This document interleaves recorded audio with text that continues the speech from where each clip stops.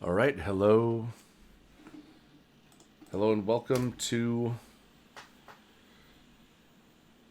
let's see. Is everything going wrong or right?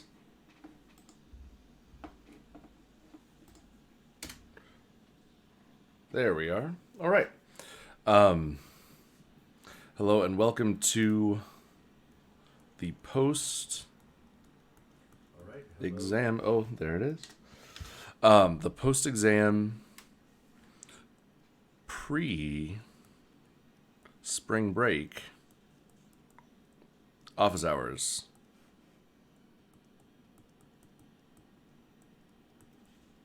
I for a variety of reasons expect probably no one will show up. In which case this stream will not last long. But I still wanted to pop my head up online, see who's there, if anybody needs an ear to talk to or a shoulder to cry on. I'm definitely here. But because this office hour is post-test and pre-spring break, I'm sure you all have other more pressing issues to get to or to attend to. Still, I wanted to show up. I haven't received any inquiries from email or in my Canvas inbox. So I don't have any preloaded content to discuss. And I'd imagine that everybody's just looking forward to kind of chilling this spring break and possibly nursing your wounds. Speaking of which, our song of the day, which I will link to in the description. Our song of the day is Rough Goin'. Hang on one second.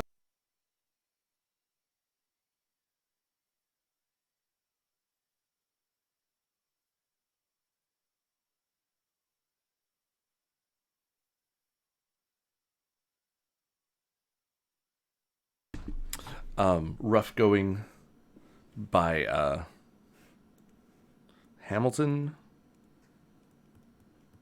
Leithauser. And I'm definitely going to need some assistance spelling Leithauser. It's very German.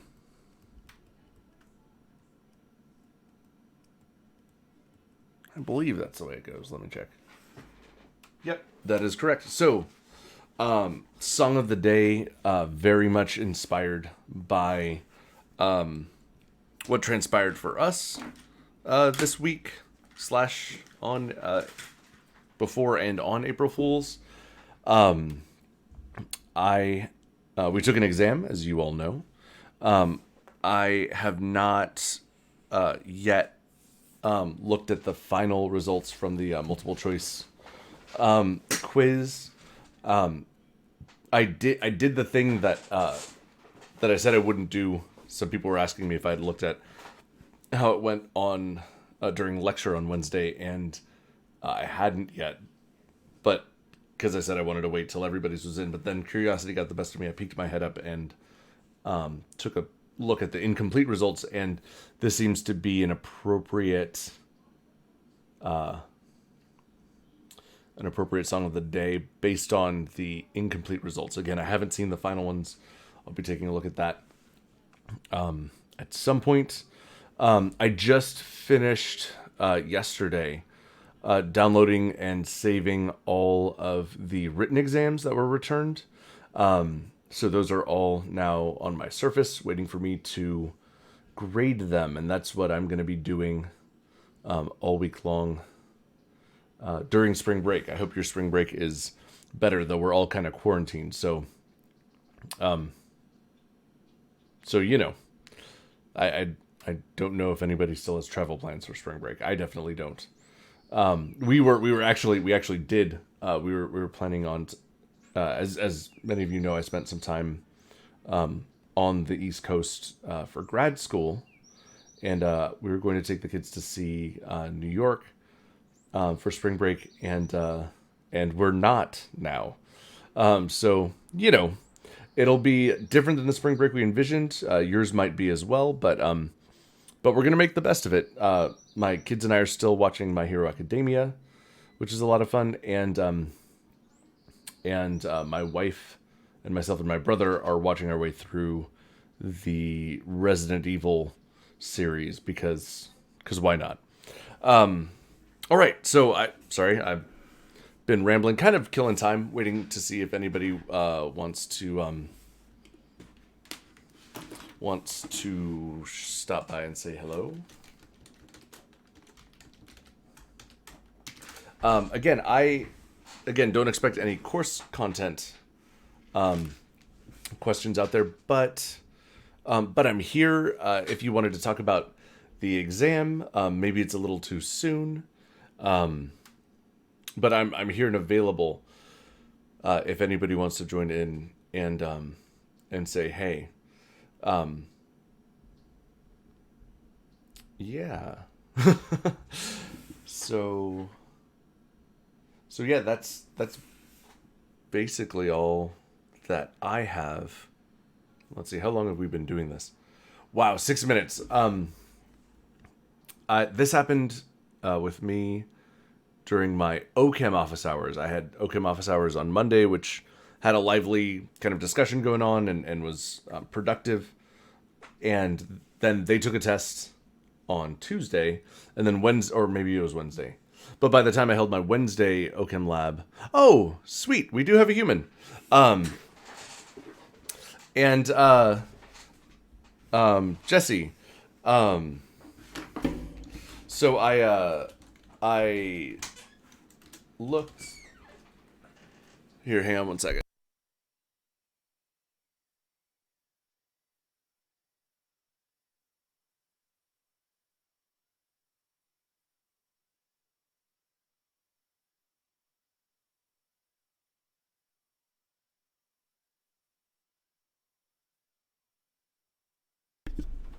Alrighty. Okay, so Jesse, hey there.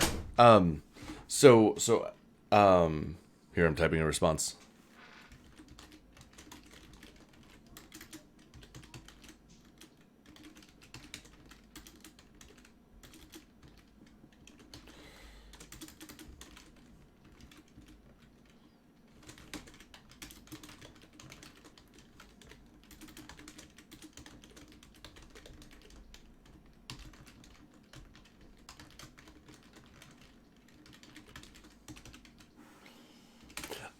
So I looked at the incomplete results of the multiple choice quiz as I just typed to you, and at that moment, the class average is rather low.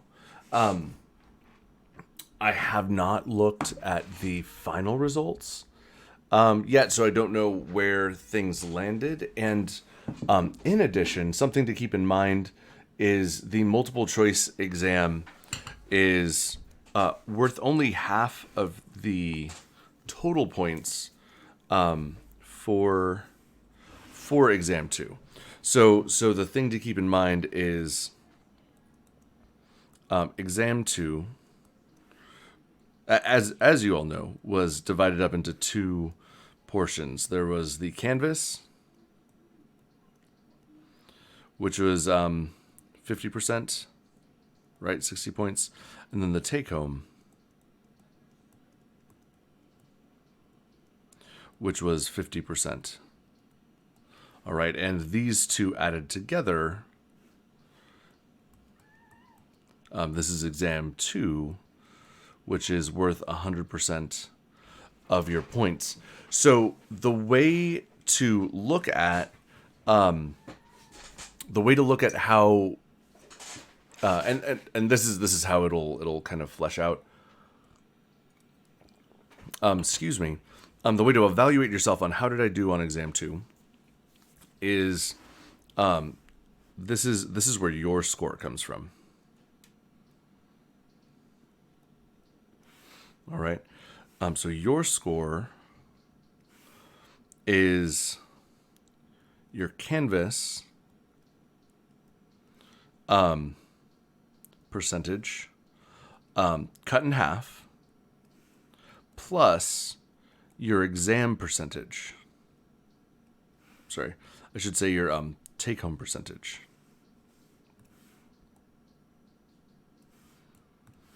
So we have your take-home.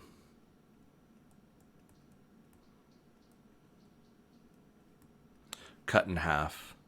And then the sum of those two things is your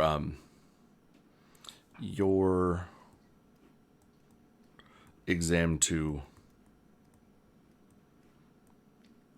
percentage. And I don't know. So this is more of a gut feeling. But when I was writing the two, if you'd asked me before everything had gone down, do I think that they're going to have roughly the same averages, or do I think you all as a class are going to do better on one than the other? I would have predicted that the Canvas test would have a lower average and the take-home would have a higher. Now, again, I don't know if that actually will be borne out because I have to grade, the take-home exam. The Canvas exam did turn out to be low, and so I'm not shocked per se.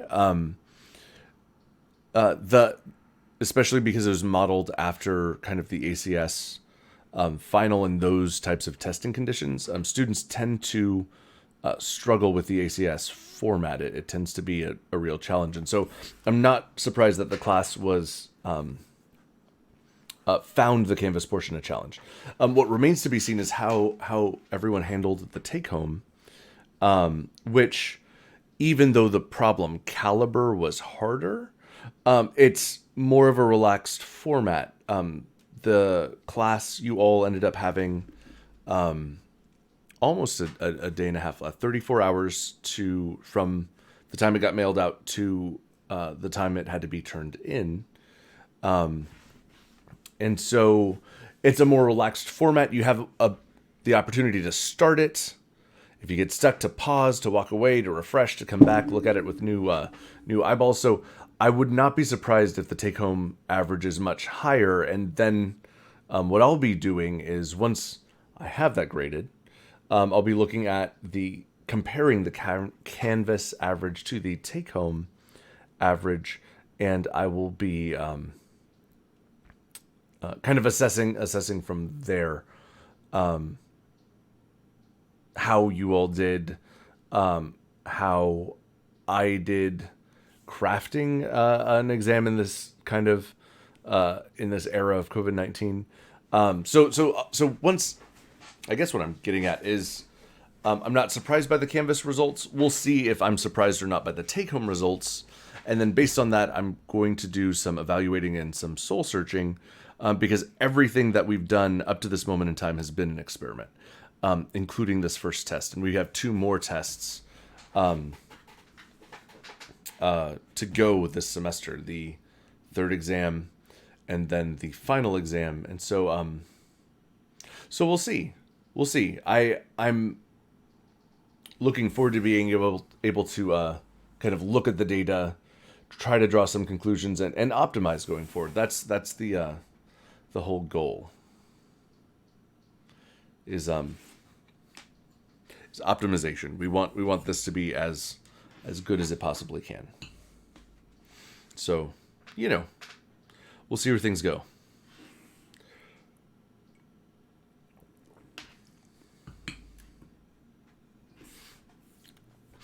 Yeah,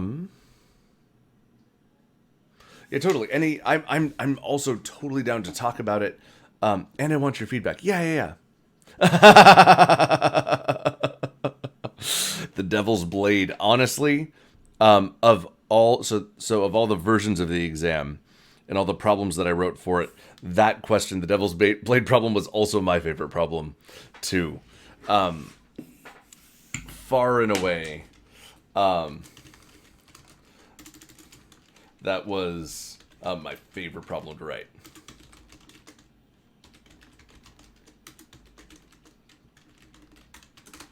And hopefully it was fun to do. The only thing that made me sad about that is not everybody got to work that problem, because it was a calorimetry problem, and so there were a couple different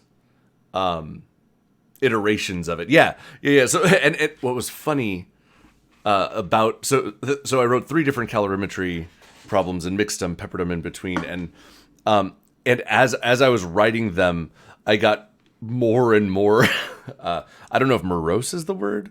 So the first one was like, I was like, oh, I'll use platinum as the metal. And platinum's cool because it's used, in the record industry to press top selling records. And then I finished writing that problem, doing all the calculations and stuff. Then I'm like, okay, the next one. Then I was like, oh, zinc. Zinc's that stuff that the government started stuffing our pennies with to make them less expensive to mint. So I like got a little more morose. And then after writing the zinc one where I was like, oh, that sucks. Pennies are filled with zinc. Then I was like, I needed one more. And I was like, werewolves. And then I just decided to name the wolfram item, the tungsten item, the Devil's Blade, because I thought it sounded cool. So yeah, I had fun with that one, and it kind of like I started like happy, like music, and then I'm like, oh, the government, and then I was like, werewolves, and it was getting more morose, but then I ended up on an emotional high note afterwards. I'm glad someone else out there enjoyed it too. And maybe now hearing me talk about it, maybe the rest of the class will be jealous that they didn't get the tungsten calorimetry problem if you got stuck with zinc or platinum. That deserves my new favorite emoji.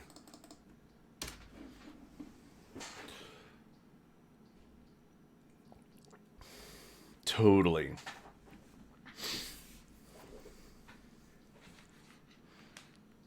Oh, awesome! Yeah, that's a little bit of the story behind the Devil's Blade and calorimetry. Totally. I'm down to talk about anything you guys want to hear or questions that you have about the test. I can do my best to answer them with the information that I have at the moment. But yeah, we'll see where it goes.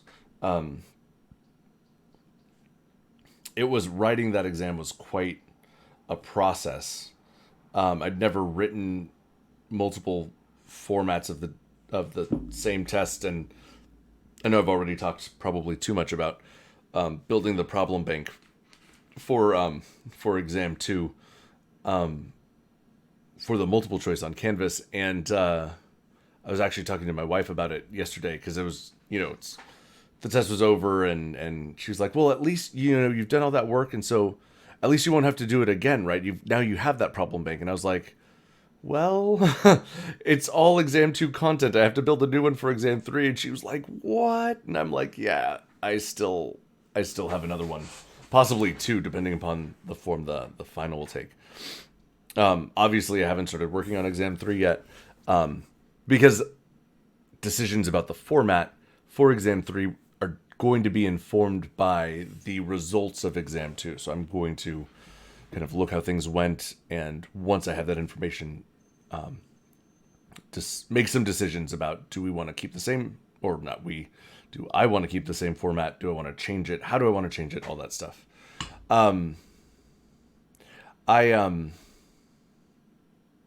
Yeah, I've been talking to some colleagues, other faculty about how they've been testing. I know doing tests through Canvas has been a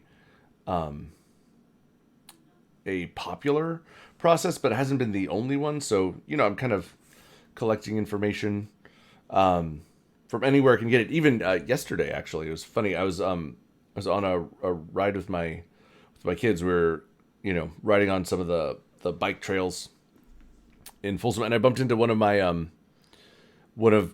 my students from my OChem lab that I'm teaching this semester, just randomly. So we caught up, chit chat. She was taking a test. My OChem class were taking a lecture exam the same day that you guys were, and so it was done. It was all turned in, and I was asking her how it went, and she was telling me a little bit about the format, totally different than the ones that we were using, and so it gave me some good food for thought. So we'll see how this goes, and there may be tweaks ahead. There may not. We'll see.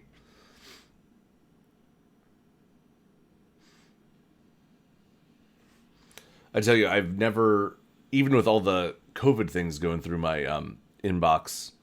I've never had an inbox quite as busy as sending out all those emails and then receiving all of the homeworks and the exam emails. It took quite a bit of time, but at this moment, I have all the PDFs saved on my Surface, and I'm gonna start grinding through them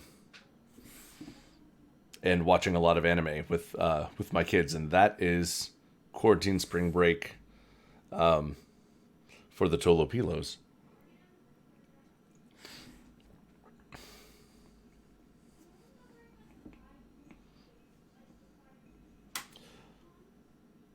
There's a long, relatively long pause. I see we have some more viewers. I can't. So the way YouTube's set up is I can see my total. I can see the total concurrent viewer count, but I don't see who's watching.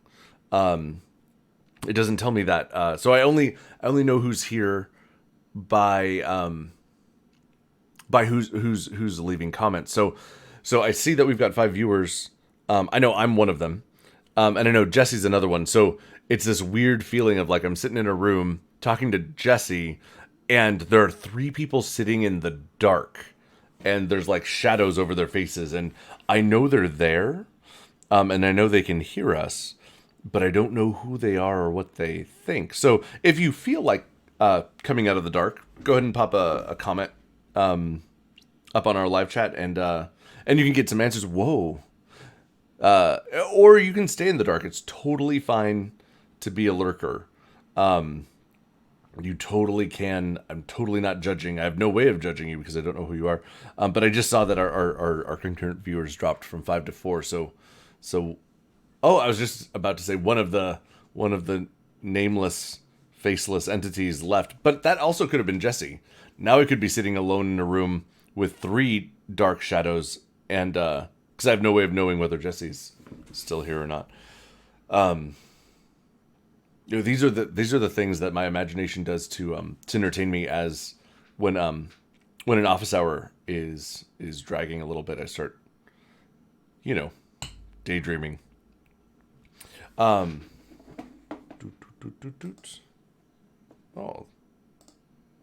there we go.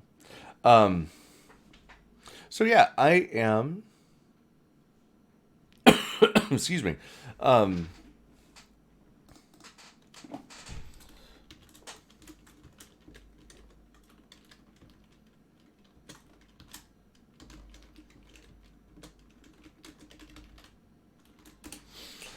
So, are there any new questions out there?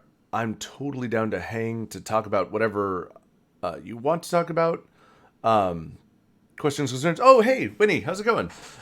Can we go over the gas cylinder problem? We totally can. Here, let me just pull this thing up. Let's see.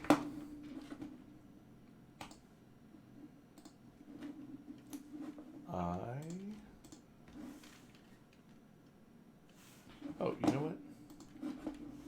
Hang on 1 second. Let me pull the exam. Actually, don't remember which version of the exam had that specific problem, but I have all the versions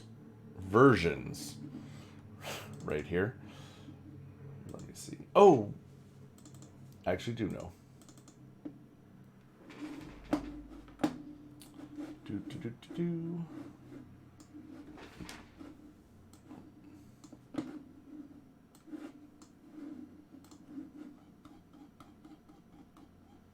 Oh, okay. Hang on. Okay, you're talking about Winnie? I believe that was your problem for a gas cylinder with a movable piston that's filled with argon gas.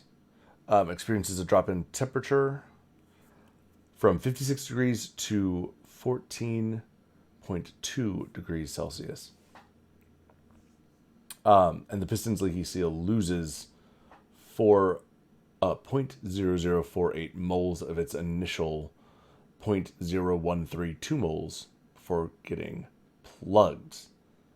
All of this transpires under a constant atmospheric pressure of 1 0.024.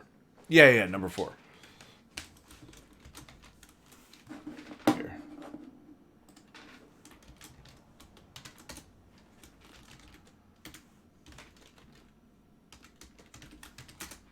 All right, sweet. Yeah, let's do this problem.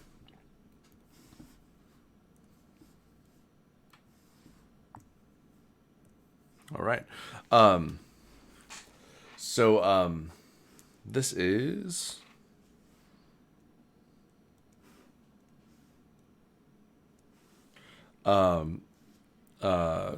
question 4 on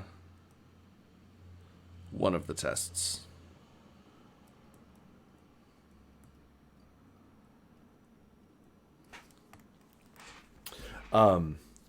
So in this problem, I guess I was like, I don't need to write it out. I probably should though, because we, not everybody had this version of the test. So to make this kind of a useful video, for everyone, I'm just going to go ahead and, write it out. So we're told that a cylinder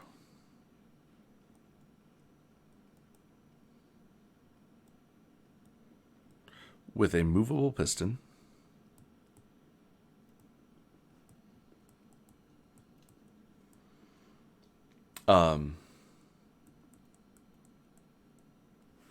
filled with argon gas has an initial temperature of 56.0 degrees Celsius and a final temperature of 14.2 degrees Celsius. We're told that it was initially filled with 0.0048 moles.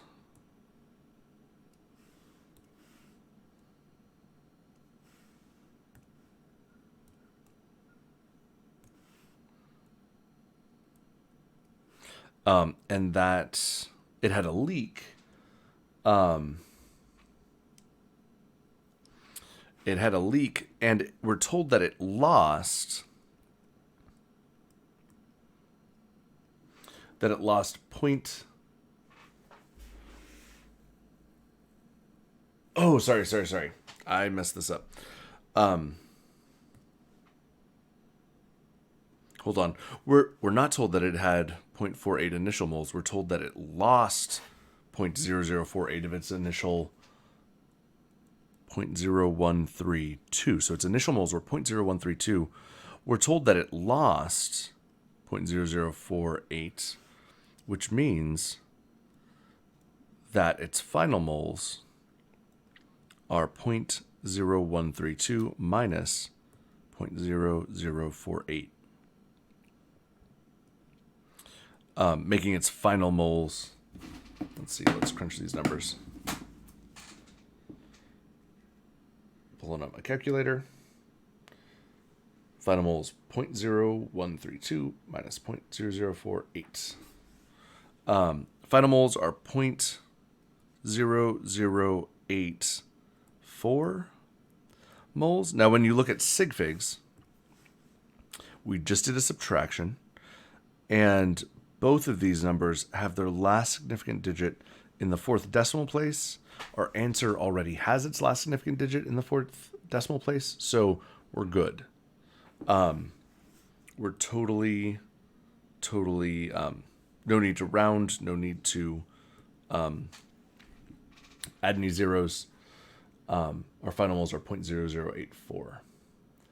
All right, and then we're told that all of this took place under a constant pressure of 1.024 atmospheres.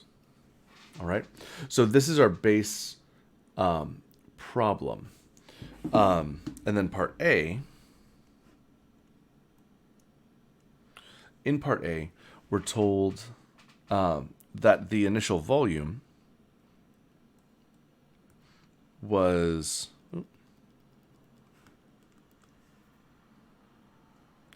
13.0 liters. And we're asked to find the amount of energy transferred through work in calories. All right.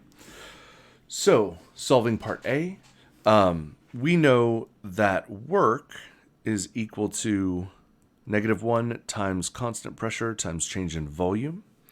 We also know that change in volume is equal to final minus initial.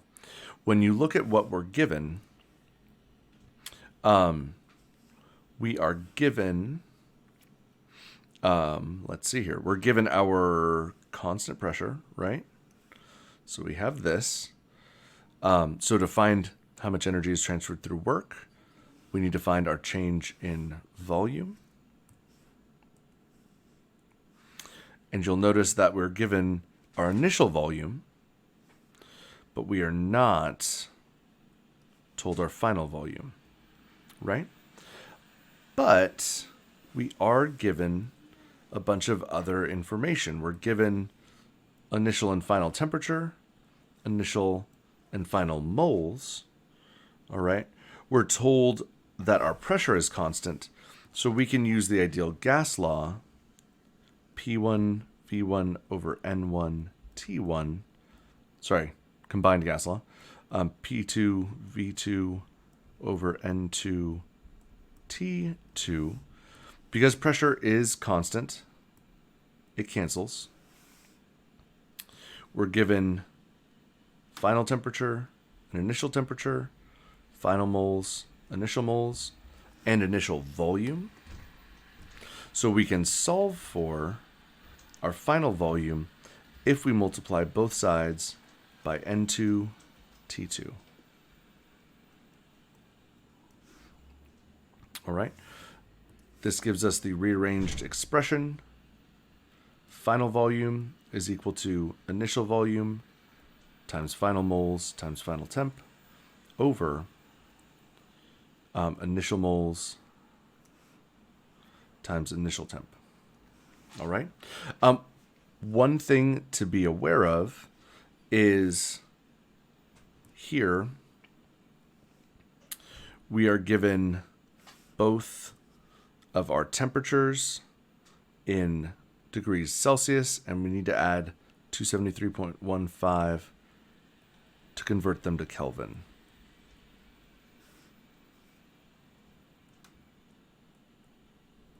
All right, and because whenever you use the combined gas law, all your temperatures have to be in Kelvin. Okay, here, hang on. We got a question coming in.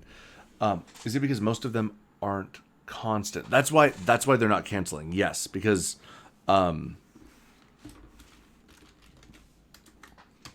yeah, only pressure is constant, which is why that's the only one that cancels.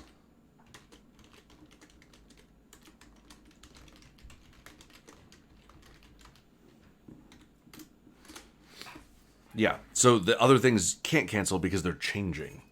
So we have initial and final for all of them, except pressure. All right, so our initial volume, we're told, is 13... Oh, hang on. Let me get my black pen back. Initial volume, we're told, is 13.0 liters. Initial moles, 0.0132.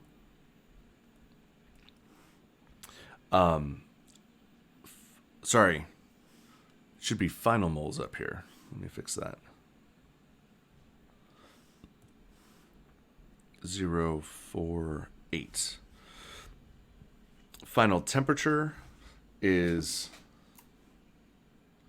14.2. You know what? Rather than try to cram this onto one slide, I'm going to move to the next slide. I apologize for this start-stop thing, but I'm going to run out of space anyway, so I'm just going to move to where there's room to breathe. So give me 1 second.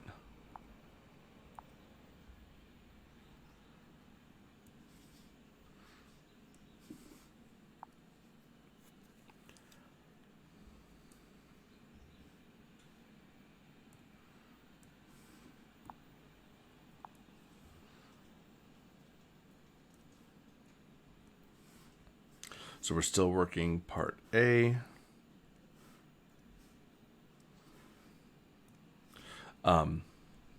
Just going to do T1 is 56.0 degrees C plus our conversion to 73.15. Let's see. Yes. Okay. Question from Xavier. After this one, whoops. Could we do a different problem for...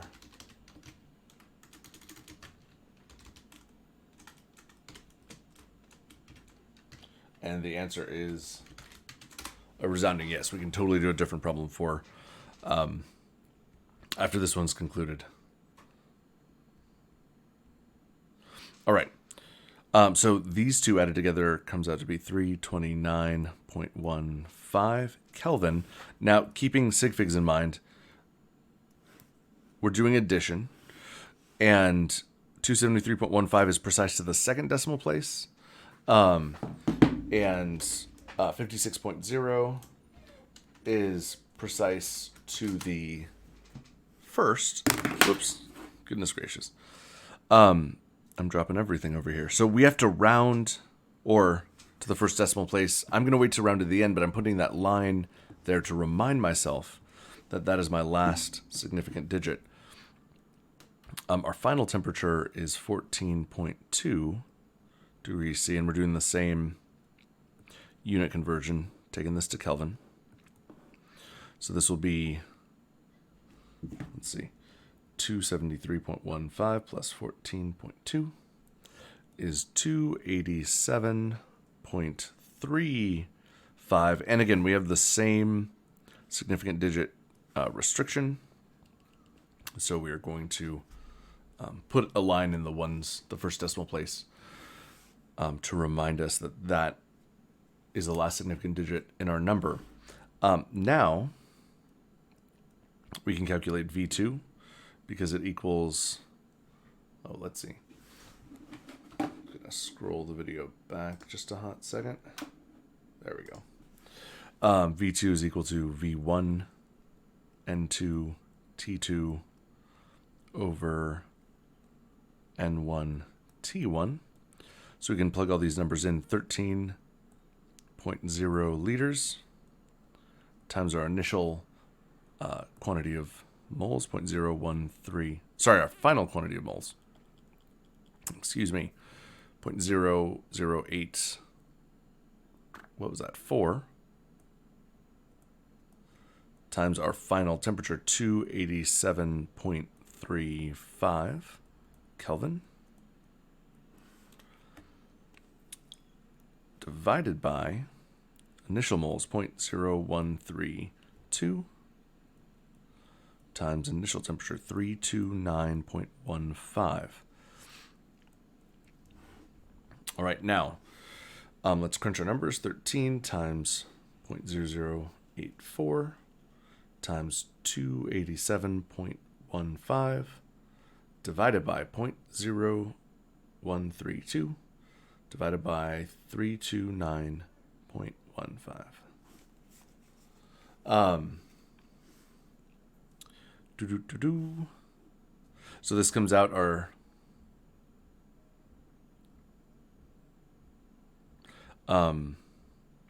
initial. Okay, let me just crunch these numbers again, just to make sure.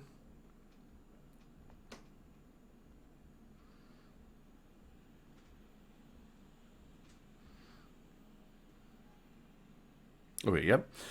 So our final volume here is equal to 7.22214. Sig figs wise, our temperatures each have 4 sig figs. Our moles in our denominator and our volume have 3, but our final moles only have 2. So we only have 2 sig figs in our answer.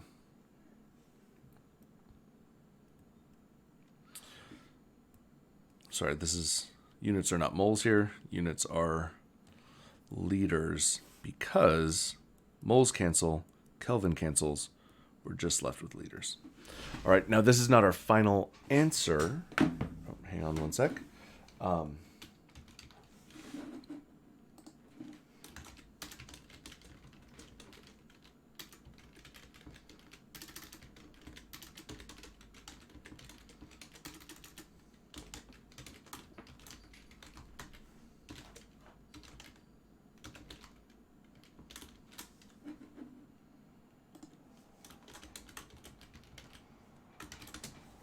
Okay. This is our final volume, but we weren't asked to find final volume. We were asked to find the calories transferred through work. And so we know that work is equal to negative pressure times our change in volume, which is final minus initial. So we have negative 1.24 atmospheres times our, I'm running out of room here. I'm going to rewrite this. That's just our delta V. And delta V, we've got final minus initial. So solving for delta V, our final temperature is 7.22214 liters. Again, there's only 2 sig figs up in here. I'm just waiting to round till the end. Minus our initial, which is 13.0 liters. This will give us our change in volume. So we've got 7.22214 minus 13.0 comes out to be negative 5.77786 liters. Again, we just did an addition, so we're only precise to the tenths place.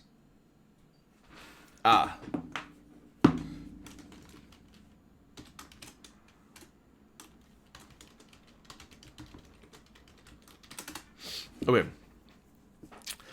Precise to the tenths place. We have our delta V, change in volume, so now we can calculate work. Work is equal to negative pressure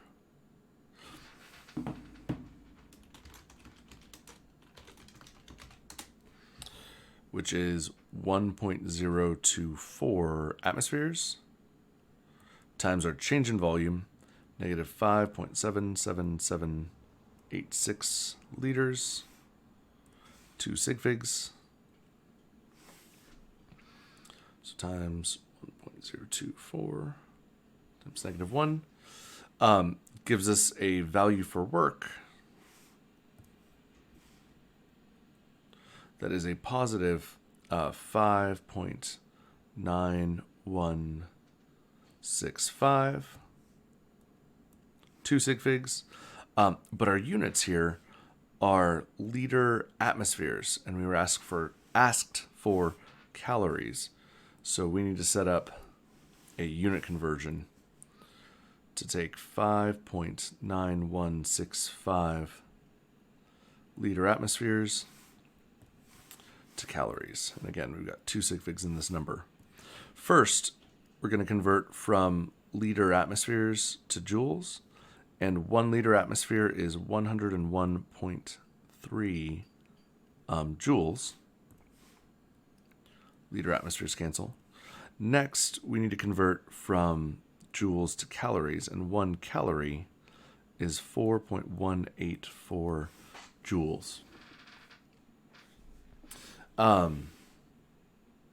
So now we can cancel joules and crunch our numbers. So we multiply by 101.3, then divide by 4.184. And this gives us a value of 143.247, but we can only have 2 sig figs. So 140 calories is the amount of energy in calories transferred through work. So this is the answer for problem A, or part A. All right. Part B tells us that the total energy change for this process. So here, let's bounce to a new slide.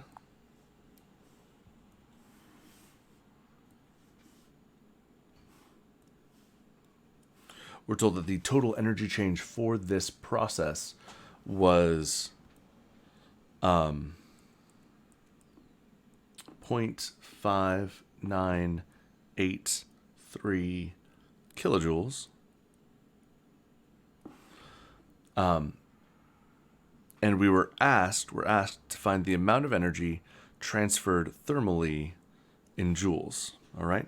Now we know, little sideboard here, that delta E is equal to total change in energy of a process is equal to the energy transferred thermally plus the energy transferred through work. And we're given change in energy, and we found work in part A. So we just need to find Q, and this will rearrange algebraically. Q is equal to change in energy minus the energy transferred through work. Okay, question. Do I give partial credit for this? So, Winnie, the answer to your question is currently unknown. I don't yet, I haven't sat down to grade this. So, because the rubric for the exam has not been written, I don't actually know. I haven't made any decisions about how points are going to be distributed. That's something that I do in the moment when I sit down to grade an exam. I do the problem myself, and then I think, okay, which parts of this process merit points? And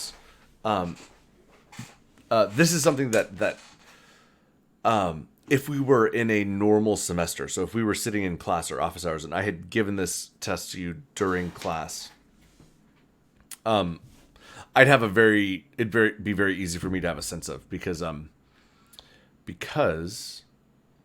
I've been giving in-class exams for years, and I have a sense of how I like to grade them and how roughly, what's worth what. But I have given very few take-home exams, usually only in dire circumstances. I can think the one time I've done it at Folsom Lake College was where there was a mix-up with the printers, and they forgot to print. They printed the lecture exam for the lab exam, so I couldn't give the lab class the lab exam because I didn't have it, so I gave them a take-home. So anyways, this is a very, very long-winded way of saying I don't know how much partial credit, if there's partial credit. I'm going to take it problem by problem and kind of assess things in the moment as I'm grading them, and I haven't begun to do that yet, so I don't have an answer to your question. I guess I could have just said I don't know, but I kind of wanted to give you a sense of where I am, and I'm taking everything into consideration, of course, but I have no way of knowing until I sit down and actually do the grading. So I have no way of knowing how, for example, if you got part A wrong, how that'll affect the rest of the problem, because I haven't sat down to write the rubric for this exam yet, if that makes sense. So I don't know now, but I'll know later, and you'll know when you're holding your graded digital exam in your digital hands. I will be returning them to every student like I do with the lecture exams.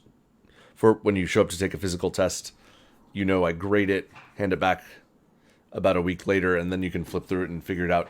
I'm going to be grading these all digitally. I'm going to be marking them up digitally on my Surface, and then emailing you a copy of the graded exam, so you'll be able to kind of look through and see what went wrong, and where points were earned, etc. So you'll have the same experience looking at the test afterwards, except, well, I guess you could print up a copy if you actually wanted to hold it in your hands or pin it to your fridge or whatever.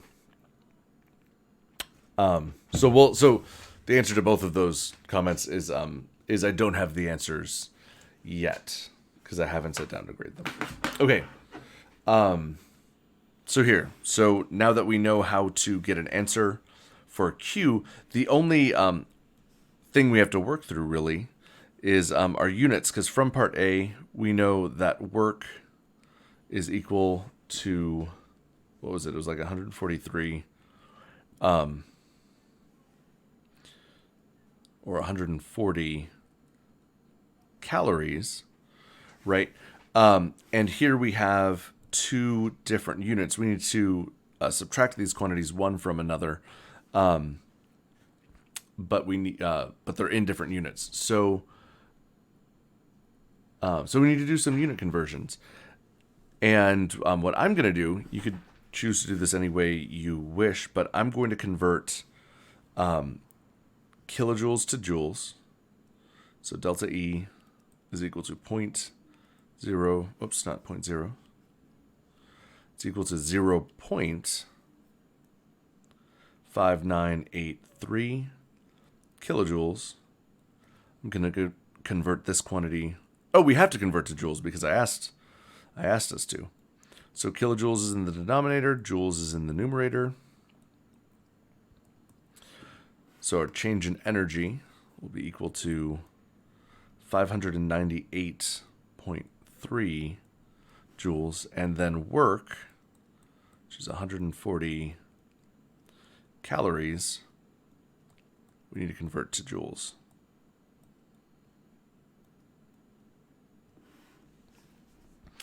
All right, so 140 times 4.184 is equal to 585.76 joules. This number only has two significant digits. All right, now we need to subtract one of these from another. So our thermal energy will be equal to 598.3 minus 585.76.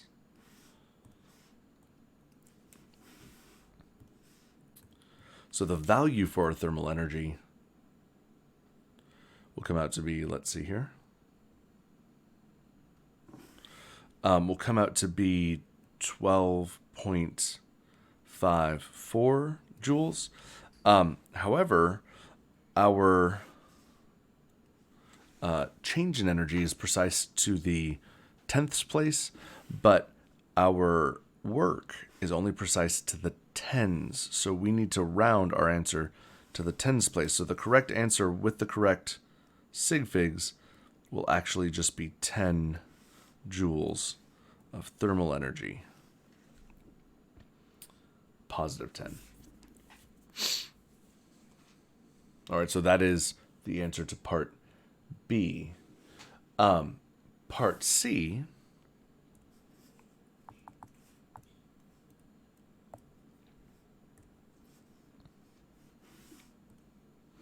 so let's see, part C to this problem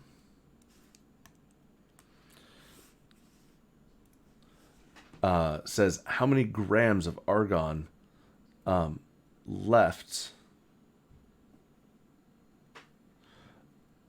Let's see. Okay, sorry. When you have a question, would our change in energy be negative since it is being released? You'll notice in the problem that it just asks us to calculate how many joules of energy are transferred thermally. So we don't know actually whether energy is being released or absorbed. So the sign in this case comes out to be positive. So energy is actually absorbed in this process. All right. Part Z, we're asked to determine the how many grams of argon are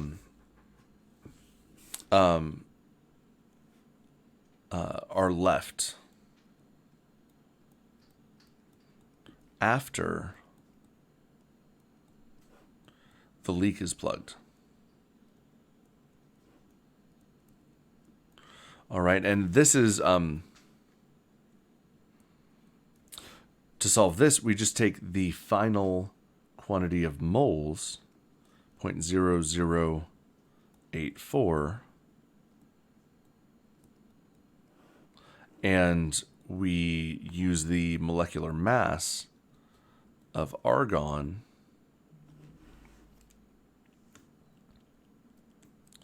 So let's see, 1 mole of argon.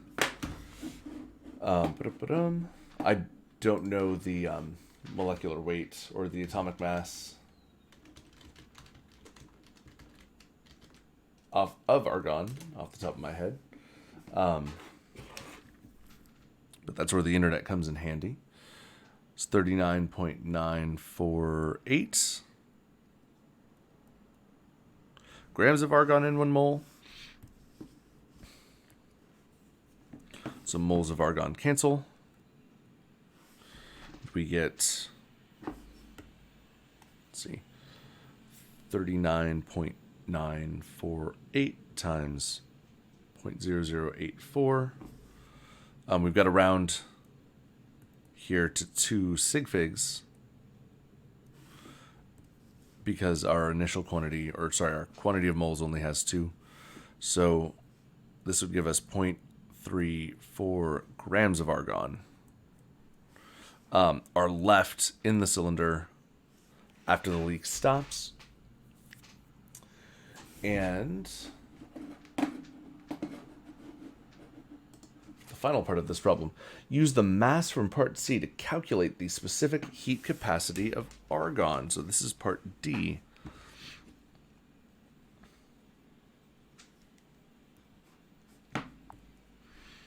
And in part D, we are asked to calculate the specific heat capacity of argon. Right, now specific heat capacity has a formula, right? The thermal energy absorbed or released by argon is equal to the mass of argon times the specific heat capacity of argon times our change in temperature of argon. So we can use this to calculate argon's specific heat capacity if we divide both sides by its change in temperature and its mass.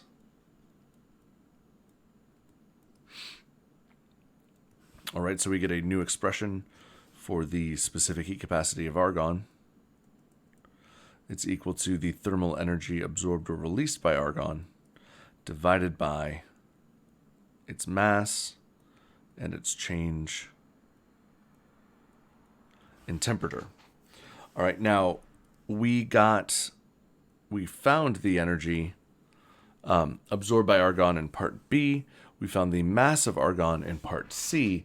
And for the change in temperature, we were given our initial and our final temperature in the problem.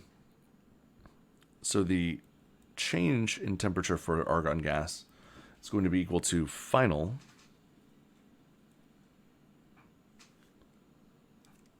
which is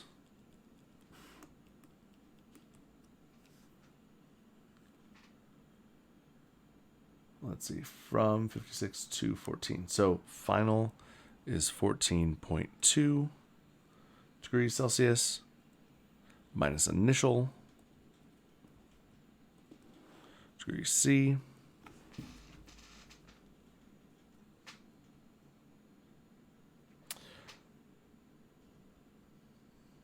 so taking one from the other, it's negative 41.8.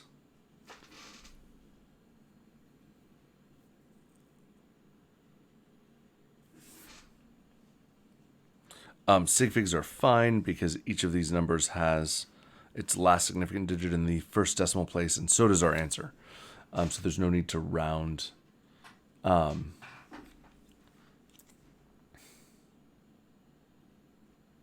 Let's see.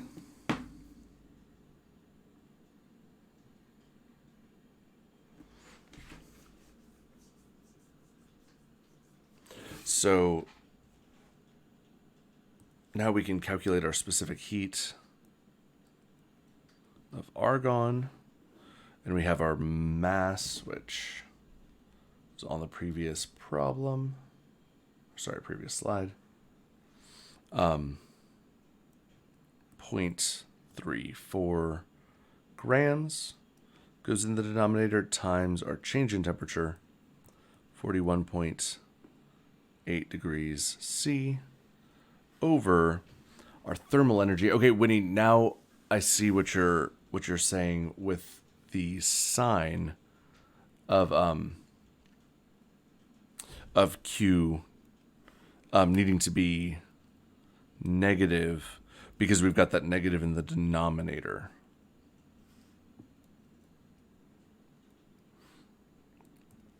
Because we know specific heat capacity is a positive quantity. Divided by 0.34. Wait, no. Divided by 0.34 divided by negative 41.8. Comes out to be 0.70363. Sig figs wise, we're limited by our numerator, which only has 1, which will give us a specific heat capacity of 0.7, and then joules per gram degrees C. Now, here's the thing. There may be a flaw in this problem, because Q, let me just note. I need to go back and take a look. If you're confused, there may be a problem flaw that I need to investigate. And that is that we calculated Q as being a positive 10 joules. If that's the case, then that would make our specific heat capacity for argon a negative quantity. And specific heat capacity is always positive. So I need to go back and look at this problem. If there's an error up in there, then that needs to be corrected. It gets corrected in the grading process. So that is something I'll be evaluating. If you're confused, like, why did you just change the sign? And how would I know to do that? You wouldn't, and so I wouldn't punish you for that, points-wise. So that's something that I'll be correcting in the grading process after taking another look at that problem. I'm going to leave myself a note.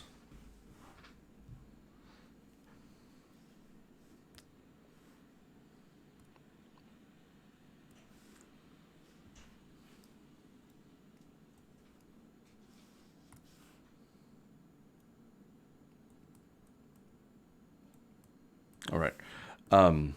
Okay, so that was Winnie's problem. Okay, Xavier, if you are still hanging out, thank you for your patience. If you've bounced, you can come back to the video and watch the answer to your question later. So let's see. You wanted the water splitting problem. Let me take a look here.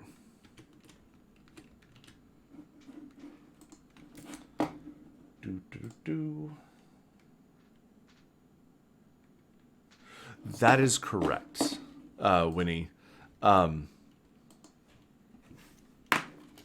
Yeah. Exothermic reactions. Oh, hey, Xavier. Okay, cool. We're about to do your problem. Have negative.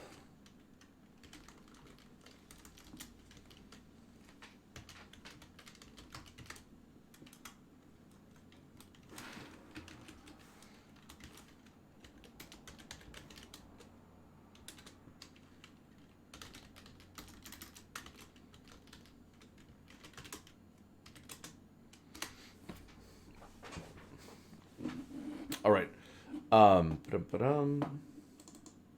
Okay, Xavier, I think this is the version. Yep, the water splitting problem. Okay. So again, just because not everybody got this version of the test, I'm going to write the problem out so that anybody who doesn't have a copy of this problem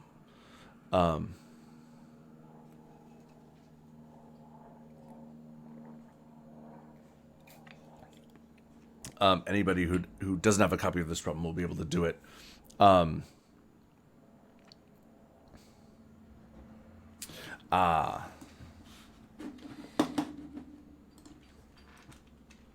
Sorry, hang on. Winnie has one more question about the problem that we're leaving. I'm gonna type an answer first, and then we'll move forward.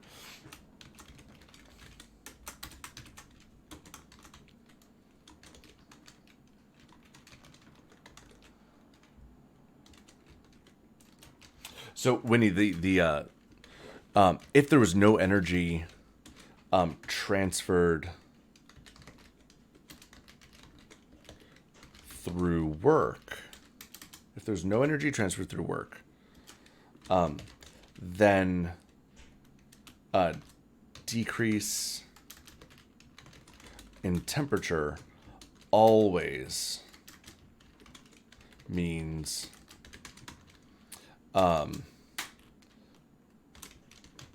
negative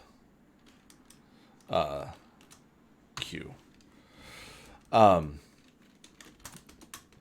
But if energy is transferred through work,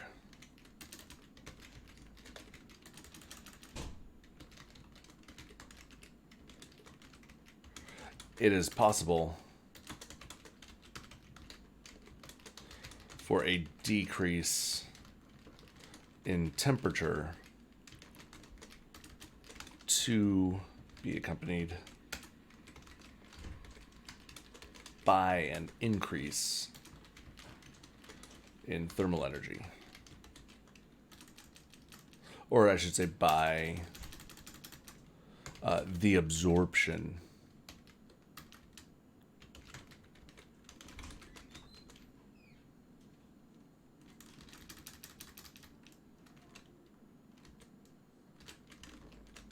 of thermal energy.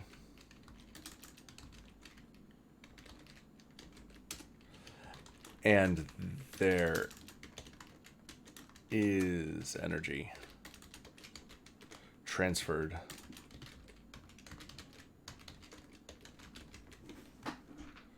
through work in this problem.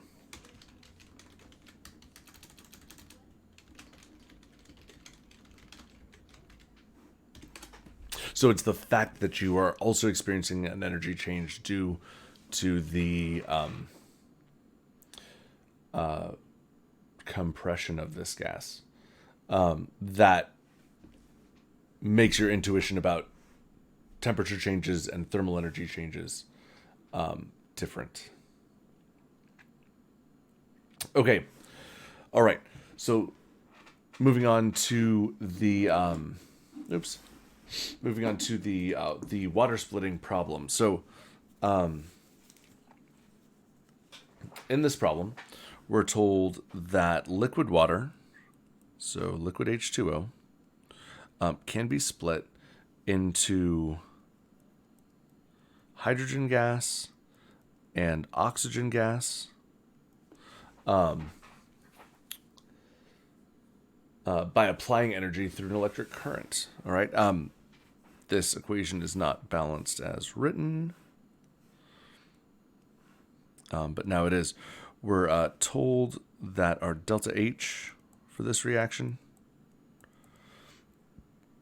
is 285 kilojoules per mole.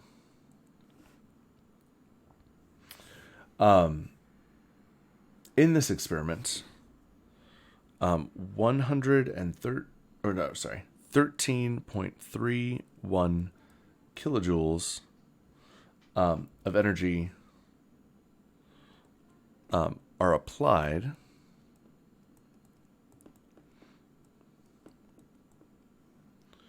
are applied to 12.3 grams of water in a sealed reaction vessel whose volume is 4.56 liters and whose temperature... Oh, did I mess up my... You're totally right. I did mess up my enthalpy. It's 285.8 kilojoules per mole. Okay, awesome. Thanks, guys. That is a great catch. We're also told that our temperature is 311.15 Kelvin. And we're told that at this temperature, water has a vapor pressure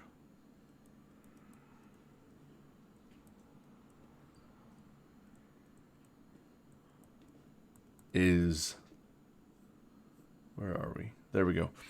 0.0654 atmospheres. All right. First,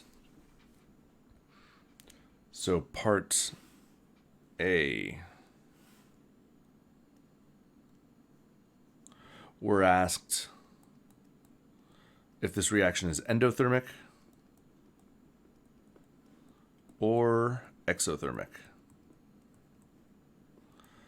And to answer your question, you just need to look at the sign of delta H, because an endothermic reaction has a positive change in enthalpy and an exothermic reaction has a negative change in enthalpy. And when you look at our change in enthalpy, you'll notice that it is a positive 285.8 kilojoules per mole, which makes this reaction endothermic. So that is part A. Part B, you'll notice I kind of all low-key did, but not completely. Part B, we're asked to write a balanced chemical equation for this reaction, including all phase symbols, and we're asked to write an energy as a reactant or a product. So, again, like I said, we kind of low-key did this. It's 2 moles of liquid water gets split into 2 moles of liquid hydrogen plus 1 mole of oxygen. And now we're asked to write in delta H. Now, because it's positive, and that tells us that we're dealing with an endothermic reaction, and if delta H is endothermic, if the reaction is endothermic, that means we can treat energy as a reactant. So we can write in 285.8 kilojoules on the reactant side. So 285 kilojoules plus 2 of energy plus 2 moles of water produces 2 moles of hydrogen and 1 mole of oxygen. All right. Now, we're asked to do 2 things. Determine the theoretical... Part C is determine the theoretical yield of moles of hydrogen gas. Part D, we're asked to determine the theoretical yield in moles of oxygen gas. So let's take a look at this. All right. Now,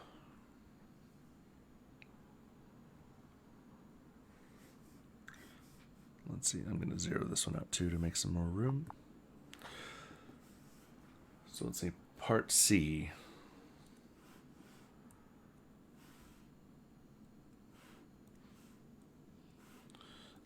We want to know the theoretical yield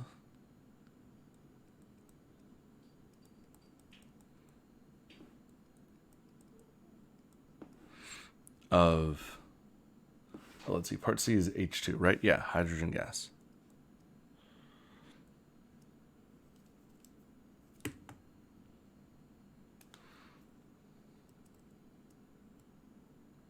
In moles. Now, when we're doing a theoretical yield problem, we know we've got to figure out which reactant will run out first. And when you look at our answer for part B,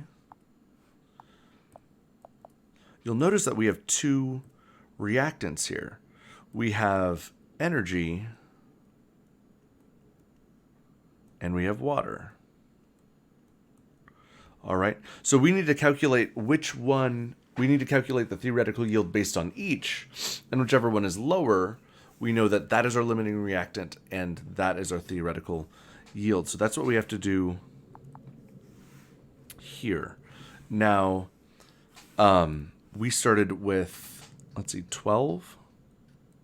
Oops. 12.3 grams of water. All right, so let's see how much hydrogen our water can produce.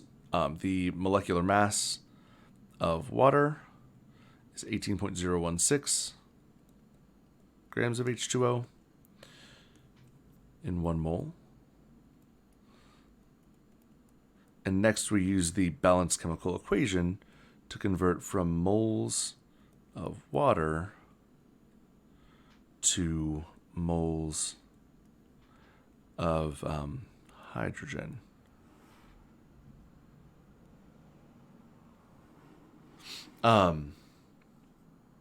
And so, let's see. So looking at our balanced chemical equation, on the previous slide, we see that 2 moles of water produce 2 moles of hydrogen gas. And now we can crunch our numbers. Moles of H2 cancel moles of H2. Grams of H2O. Sorry, moles of H2O cancel moles of water. And then grams of water cancel grams of water. So we're just left with moles of hydrogen. And so if water is our limiting reactant, 12.3 times 18.0, no, not times, 12.3 divided by 18.016 times 2 multiplied times 2 divided by 2 would give us 0.6827 moles of hydrogen. And then based on our sig figs, we started with 3, so we can only end with 3. Now I don't know if this is the answer because I need to compare this to the other reactant in this problem, and that other reactant is energy. We started with 13.31 kilojoules of energy, and so we need to convert from kilojoules to moles of H2. And when you look at our balanced chemical equation, the ratio is for every 285.8 kilojoules of energy that's consumed, 2 moles of hydrogen are produced. Kilojoules of energy cancel, and we're left with, let's see, 13.31 times 2 divided by 285.8. Oops. Switch into my black pen. Would give us 0.09314 moles of H2. And you'll notice that because our value here is less, this is the theoretical yield.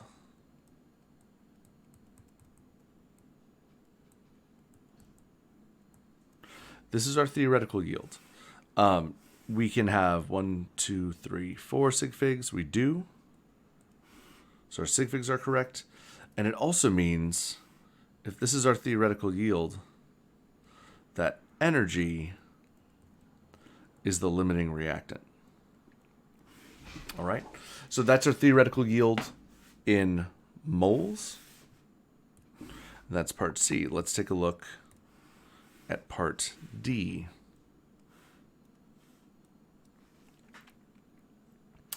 Part D, determine the theoretical yield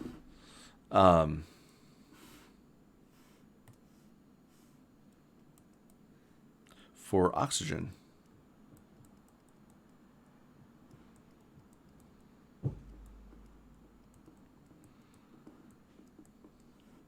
All right. Theoretical yield for O2. Now, to do this part of the problem, we've actually done part of our work for us. In the previous part, we determined what our limiting reagent is, so we don't need to do that part of the calculation over again. We already know that energy is the limiting reagent, so we need to convert from kilojoules of energy to moles of O2. And we do this again using the change in enthalpy. 285.8 kilojoules of energy produces 1 mole of oxygen. Kilojoules of energy cancel. And now dividing 13.31 by 285.8 gives us 0.04657 moles of O2. All right, that is the theoretical yield in moles of oxygen. A, B, C, D, E, part E. We're being asked for something that we already know, which is kind of nice. We're being asked for the limiting reagents.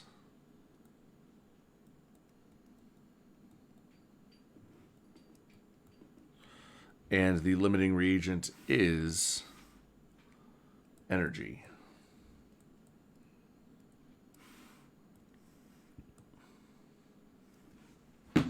Okay, let's see. Sorry. Coming in. You calculated your part B and C. You calculated my part B and C answers in part E. As long as your calculations and your answers are correct, you should totally be fine. But again, just like when Winnie was asking about how grading is going down, I don't know exactly because I haven't sat down to grade yet. So I just always refrain from answering questions about how things are getting graded until I've sat down and actually written out the rubric. Part C and D answers in part E. I guess all that to say is that we'll see. I'm not ready to comment one way or another on how I'm going to grade something before I've written out the rubric. Let's see. Would you have to put that over 1 mole of H2O? Okay, so Winnie, actually, no. The answer to your question is no, because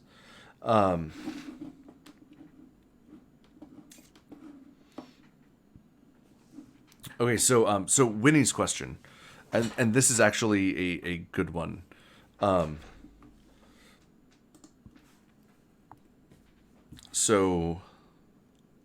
It's a good question. I'm not going to be able to type it out, so I'm going to draw an answer to your question. So when you look at this balanced chemical equation, it's liquid water, right, going to hydrogen gas and oxygen gas, and then we have to balance the situation. So we need 2 moles of water on the reactant side and then 2 moles of hydrogen, right? So this is balanced.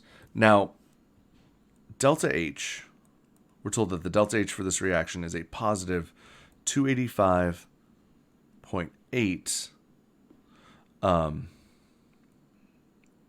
kilojoules per mole.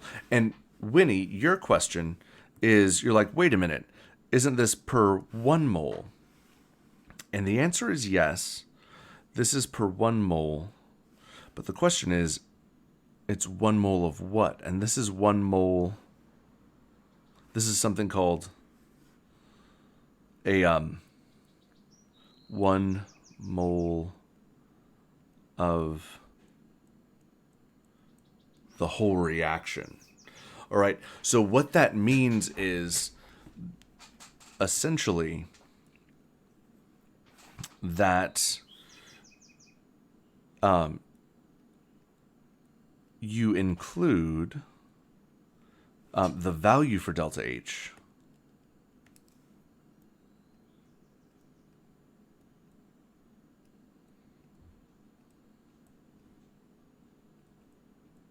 So you include the value for delta H in the balanced chemical equation. All right. So you write in your 285 0.8 kilojoules of energy only once you've balanced the chemical equation, and then the specific ratio. So that is 285 kilojoules of energy per mole of reaction per 1 unit of balanced chemical equation. But if you want to compare specifically energy, if you want the specific ratio of energy to water, you have to look at the coefficient for energy, which is 285.8 kilojoules, and the coefficient of water, which is 2. So when you're doing a unit conversion, that converts from energy to water, the ratio will be 285.8 kilojoules of energy to 2 moles of water, or obviously you could do it the other way. Kilojoules to 2 moles of water. So it's per 1 mole of reaction, but when you're converting from energy to a specific reactant or product, you use the stoichiometric coefficient that's found in the reaction to convert from the quantity of energy to moles of that specific reactant or product. Winnie, hopefully that answers your question.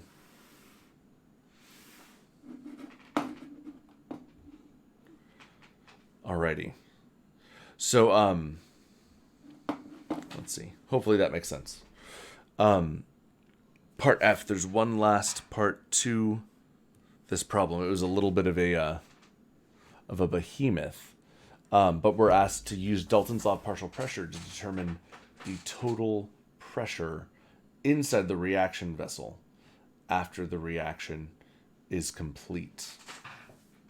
All right, and when we do Dalton's law of partial pressures,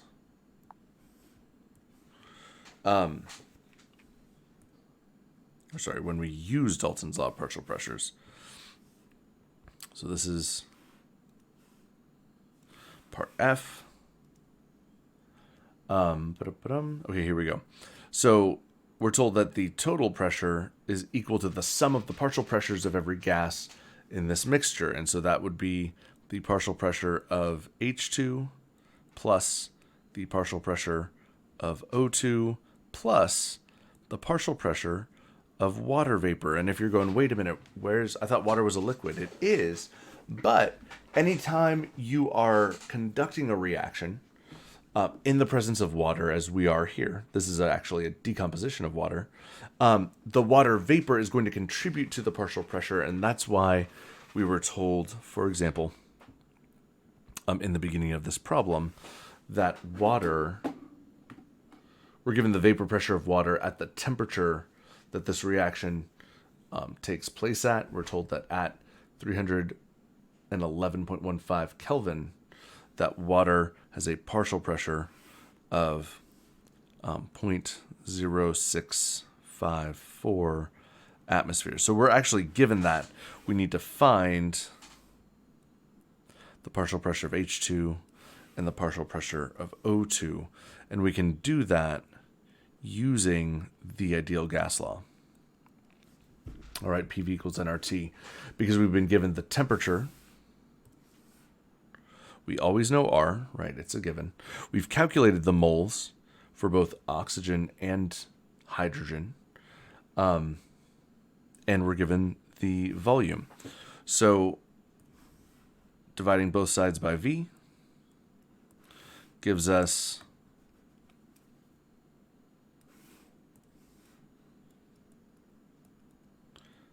pressure is equal to nRT over V.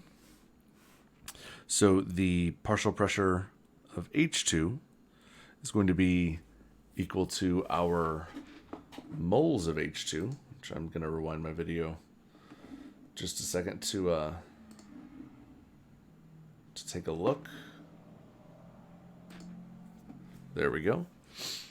So this will be equal to moles of H2, which is 0.6827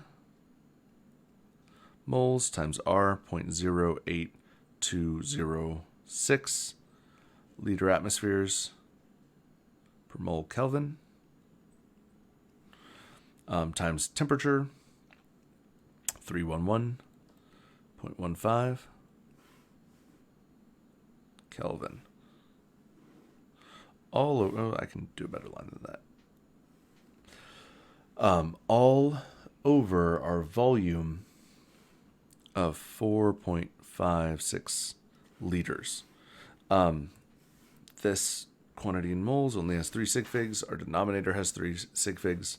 So our pressure will also have 3 sig figs. So 0.6827 times 0.08206 times 311.15 divided by 4.56 gives us a partial pressure of 3.82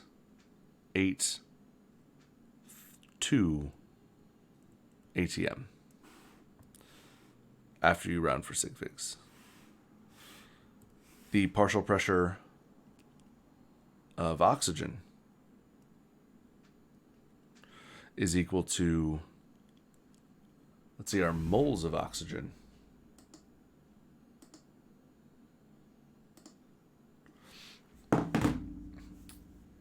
Oh, sorry. Our moles in our numerator had 4 sig figs. I apologize. But our answer is still limited to 3 because of our denominator. Moles of oxygen in the... Wait a minute. I think I punched in the wrong moles of hydrogen. Let me see. Oh, I totally did. Hang on. My apologies. I'm glad I caught this, though. I thought my pressure was a little high. That is not my initial moles of hydrogen. That is not my pressure.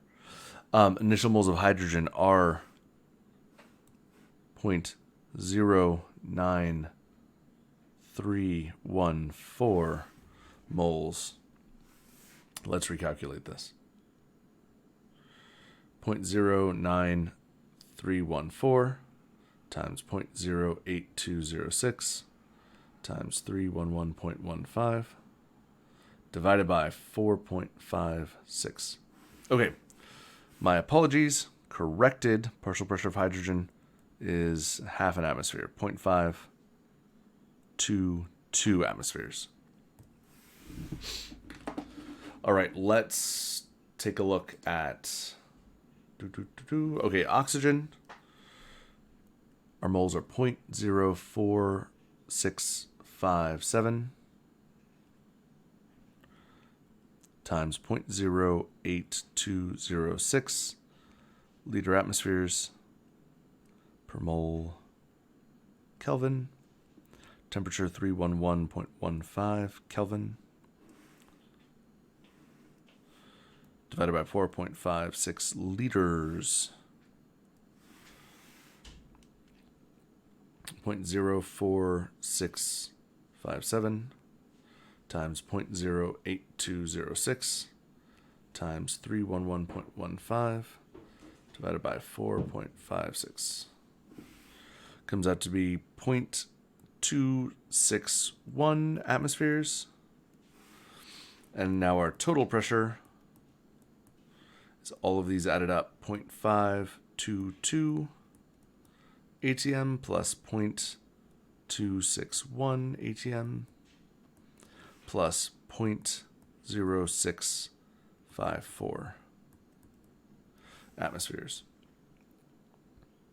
0.261 plus 0.0654 plus 0.522 adds up to 0.08484, but we can only keep 3 due to the partial pressure of hydrogen and oxygen.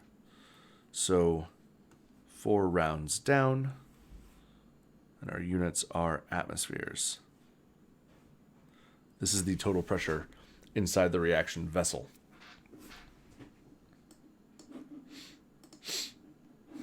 Alrighty. So that is the water splitting problem. Jesse, I know you asked me about a problem. I think it was the acetic acid one, but let me just double check. Problem 1, yeah. Acetic acid. Let's take a look. Not that one. All right, yeah. Okay.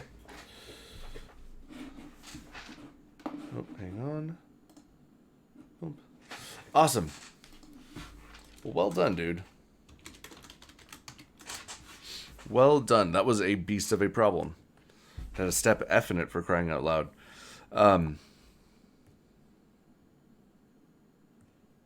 Here we go. Okay.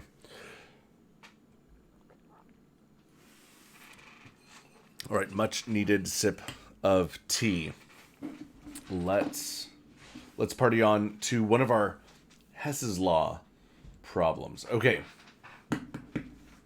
This was one with a typo in it, but I'll highlight the typo and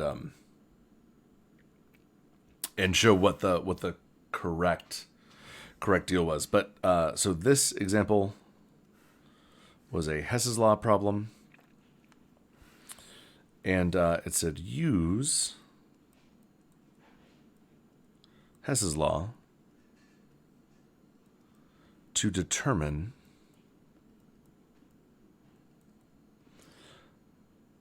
the delta H of formation for acetic acid.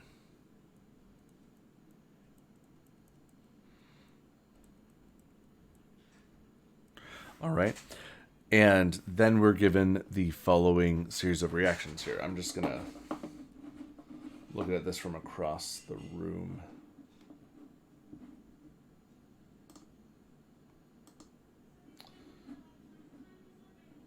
All right. Okay, so we were given 3 reactions for this. So we've got, first off, acetic acid, HC2H3O2, right? So the first reaction, I'm just going to plop that there. The first reaction is a reaction with acetic acid.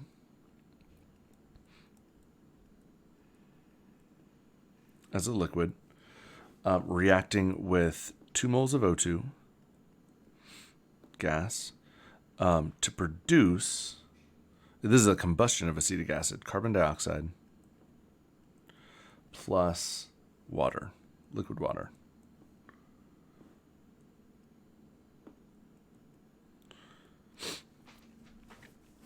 All right, I need to lasso this down.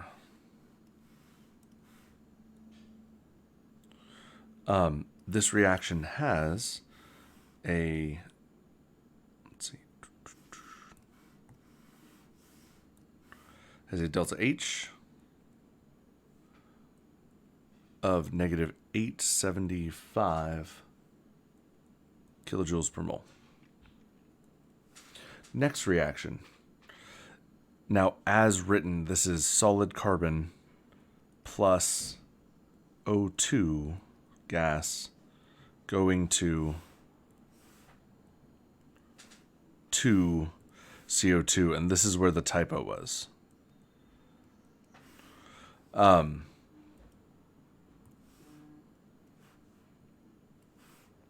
This was the typo in this problem. So as with that 2 there, it's not balanced. Deleting the 2 makes this a balanced chemical equation. So that's what I'm going to do while working this problem.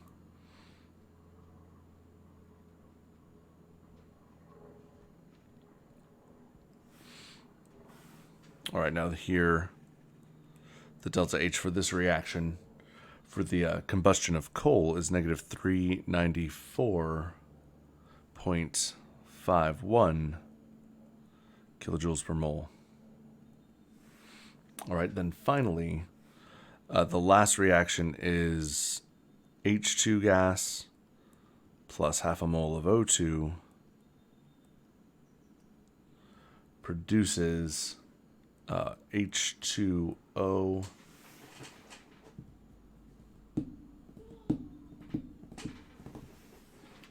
and here actually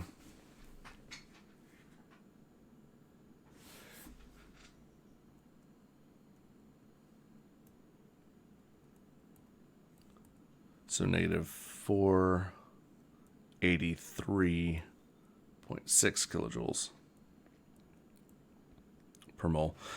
This is actually making me notice a second typo in this problem, and that is right here. In a combustion reaction, the products are always vapors. Here, give me a second. I need to... Okay. Okay. So those are 2 typos up in this problem. Now, so those are reactions, all right? Let's take a look at what we're actually being asked to find. You'll notice we're being asked to determine the delta H of formation for acetic acid. Now, a formation reaction is one where a formation reaction is one where the product, in this case acetic acid,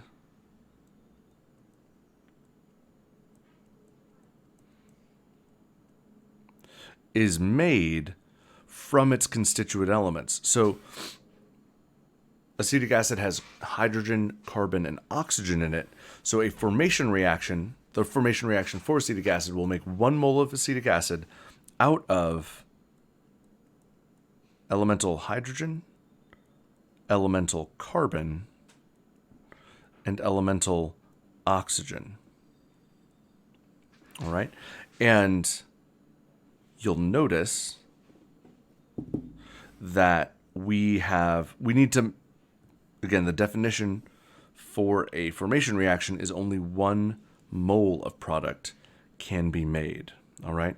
So to make 1 mole of acetic acid, we have 4 moles of hydrogen. So we need 2 moles of hydrogen gas. There's 2 moles of carbon. So we need 2 moles of solid carbon. And there are 2 moles of oxygen, which means we need 1 mole of oxygen gas. This is what we need to calculate. If we can calculate the delta H for this reaction, we will know the change in enthalpy for the formation. So this is our target. This is what we're after. Now, when you look at the reactions that were given, first, we need to find a reaction with acetic acid. And we have that, right? We have that. I'm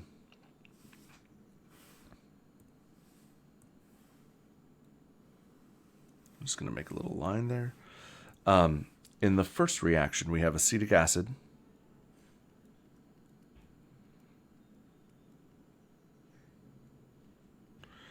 plus O2, 2 moles of O2, produces 2 moles of CO2 plus 2 moles of H2O. All right. Now we need a, oops, hang on. There we go. We need to have acetic acid on the product side, right? So we need to flip. Oh, sorry. Let me write my delta H for this reaction. Delta H is negative 875. We need acetic acid on the product side, so we need to flip this reaction over. All right, we need to swap it. So this will be 2 moles of CO2 gas plus 2 moles of H2O gas produce 1 mole of acetic acid and 2 moles of O2. And the delta H for this reaction is positive 875. Because we just swapped the products and reactants, so we need to multiply delta H by -1. All right, so that gets acetic acid on the correct side of this reaction. All right, I'm going to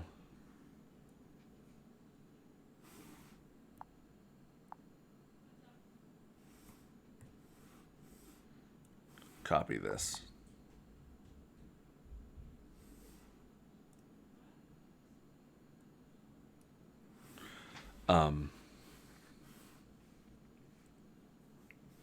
So we have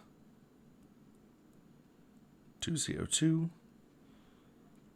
plus 2 H2O producing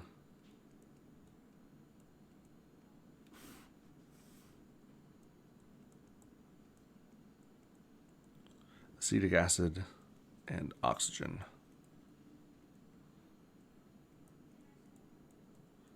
Positive 875 kilojoules per mole.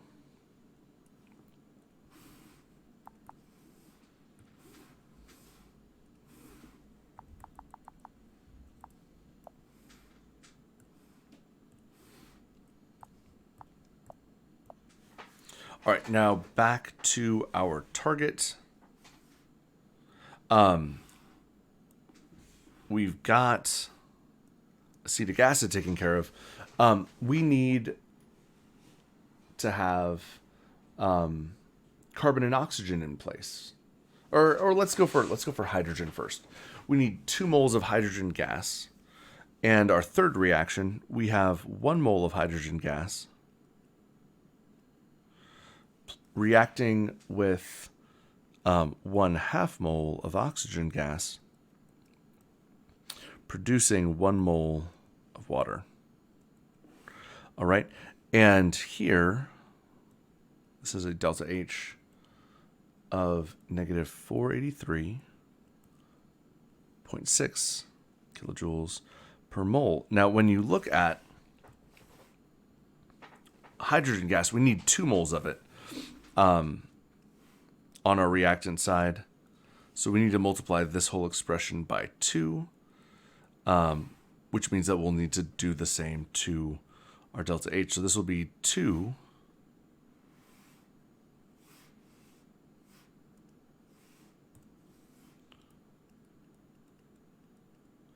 moles of H2 plus 1 mole of O2 produces 2 moles of water, and our delta H here will be large, negative 960 something. We've got 483.6, or negative 483.6 times 2. Whoa, hang on. That comes to negative 967.2 kilojoules per mole. All right, so again, I'm going to copy this. There we go.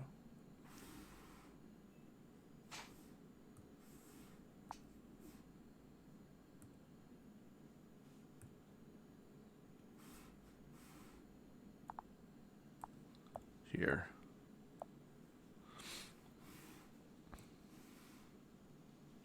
Oh man, I think I messed up. Oh well. Messed up my slides. Not the problem. Oh, hang on. Question coming in? Yeah, totally.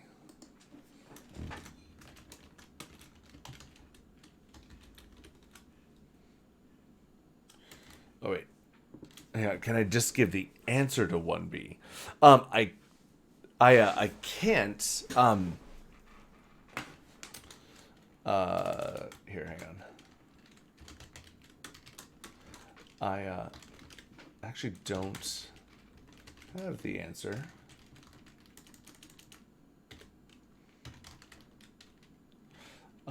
Actually don't have the answer. But I can work it out if you would like.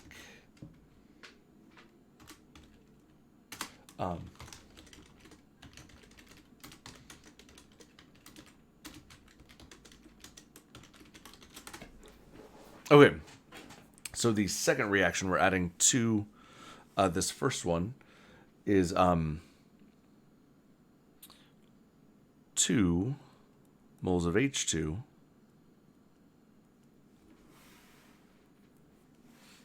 let's see. That one.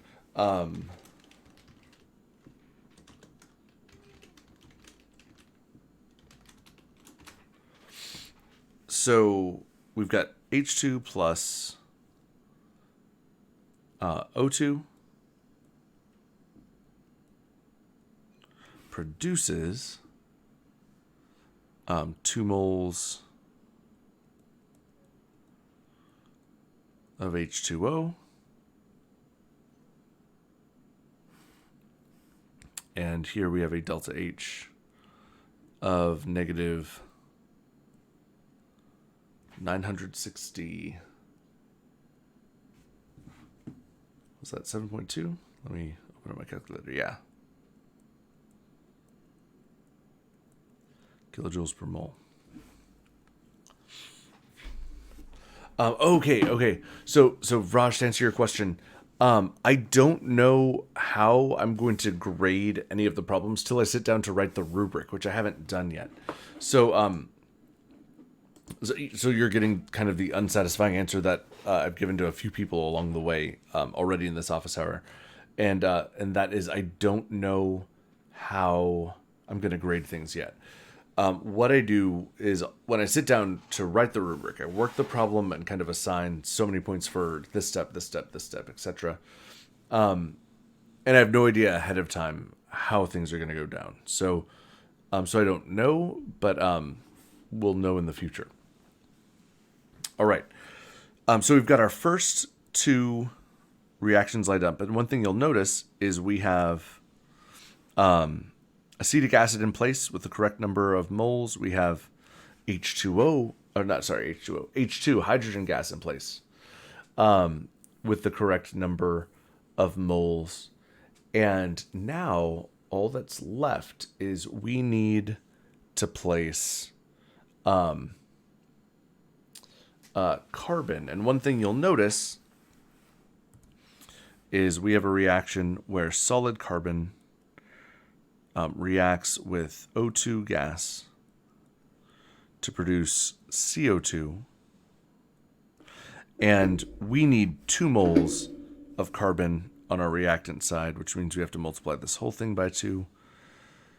And the result is we have to multiply our change in enthalpy by 2 as well. So negative 394.51 times 2 is negative 789.02 kilojoules per mole. And now you'll notice that we have carbon, 2 moles of carbon in place. Now, oxygen's a bit of an interesting... We're ready to add this together, by the way, to get the delta H of our final... of our target reaction. And oxygen's in a little bit of a weird place. You'll notice that we have 2 moles of O2 on our reactant side and our product side. So these cancel, but we're still left with 1 mole of O2, which is actually what we want in this reaction. Also set to cancel are 2 moles of CO2. Oh, this is also a gas.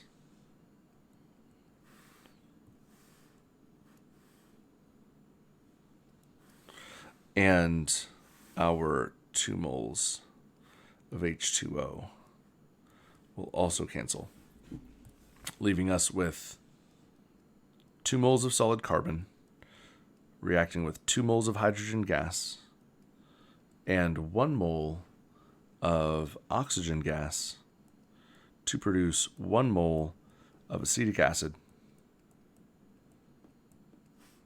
Should be a 2 up there. And this will have a change in enthalpy.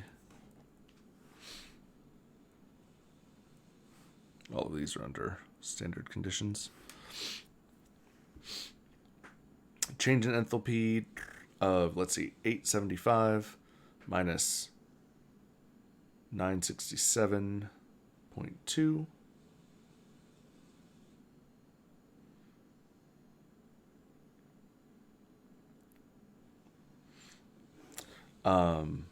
Minus 789.02. This will come out to be negative 881.22. Okay, so Jesse, that's where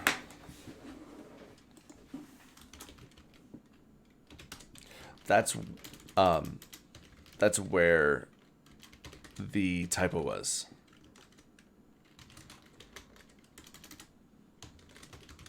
In this problem. I am totally taking the typo into account as I write the grading rubric for this problem.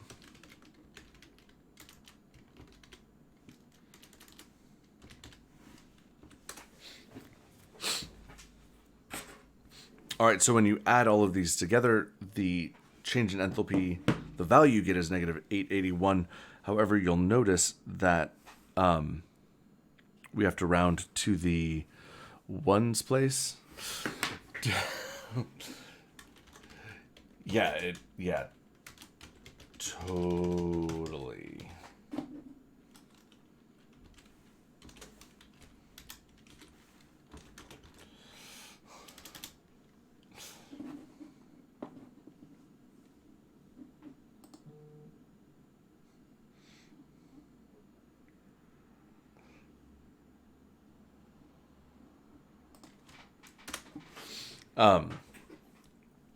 But like I just said, we have to round to the ones place. So our final answer for delta H would be negative 881 kilojoules per mole.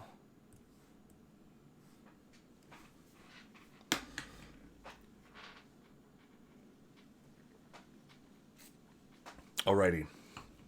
Okay, so that is the notorious acetic acid problem. Xavier, you had a question regarding, I believe it was a calorimetry problem. Let's see. Before the zinc was added. Okay, let's see. That's LED. That's the tungsten carbide. Yeah. Okay. Final temperature of the experiment was the temperature before water's added. Okay, let me write this problem up, just so that everybody has equal access and context. So zinc is the cheapo metal that the government started hiding inside of our pennies starting in 1982, and that's true, by the way. They started. I used to think it was 1983. It started in 1982, but some of them were still full copper, so 82 is kind of a crapshoot. By 83, it was all zinc stuffed pennies. We're told that the specific heat of zinc is 0.387 joules per gram degree C. And we're given a mass of zinc. We're told that 50 grams, 0.0 grams of zinc are heated and placed into 0.180 liters of water. We're told that the initial temperature of zinc was 100.0 degrees Celsius.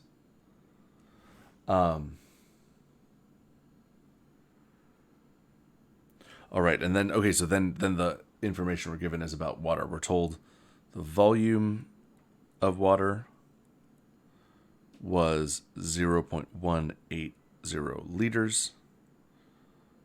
We're told the specific heat of water is 4.184 joules per gram degree Celsius.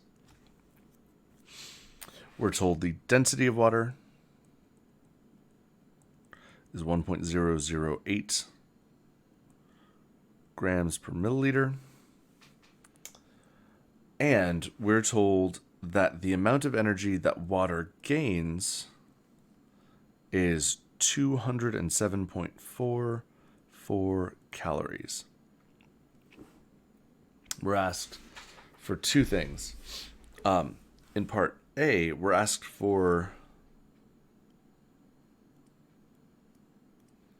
the final temperature. And in part B, there's just two parts to this guy? Yeah, part B. We're asked to find the temperature of water before zinc was added. So we're asked for T1 of H2O. All right, and specifically, Xavier, you wanted to know what the initial temperature of water is, but to get there, we actually have to solve for the final temperature along the way. So we're going to have to know what that is anyway. So the way we're going to get at the final temperature actually comes from zinc. All right. So Q of zinc is equal to the mass of zinc times its specific heat times its change in temperature. All right. And then the change in temperature of zinc is final minus initial. Now, we know that the final temperature of zinc and water are equal, so it doesn't matter which one we roll with to solve for that. In this problem, we know our initial temperature of zinc. We're being asked to find our final temperature. To do that, we need to solve for our change in temperature of zinc. That'll come from Q. Now, we know our specific heat. We also know our mass, and believe it or not, we know our change in temperature, change in thermal energy for zinc. That's because we know that the amount of energy zinc releases is equal to -1 times the amount of energy water absorbs. And since we know the energy water absorbs, we also know the energy that zinc releases. All right. So we're ready to crunch our numbers and solve for change in temperature, except we would be, I should say, going to kind of quarantine off part B there because we're just doing part A stuff. We would be, except that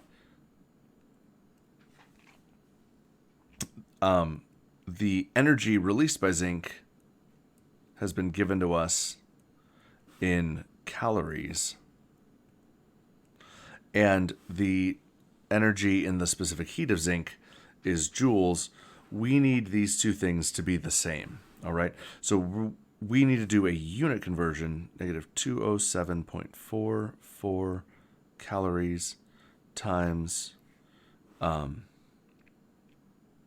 we know that 1 calorie is 4.184 joules. So calories cancel. And let's see, 207.44 times 4.184 gives us a value of 867.9. That's where we got to stop. Joules. All right. So now that these units are consistent, we can solve for our delta T.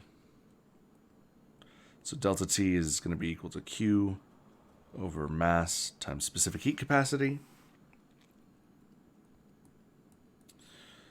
Thermal energy lost. Negative. Oh, whoa. Hang on. I forgot my negative sign. This is negative 867.9.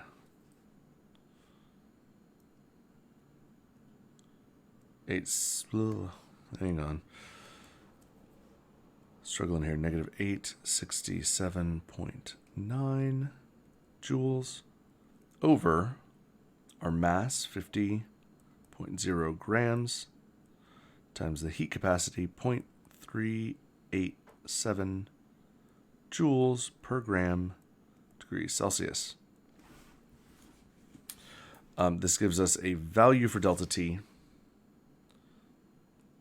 It's 867.9 negative, divided by 50, divided by 0.387. Change in temperature is negative 44.85 degrees Celsius. We can only have 3 sig figs because of our denominator, so I'm putting those marks there. All right. Now, that's our change in temperature.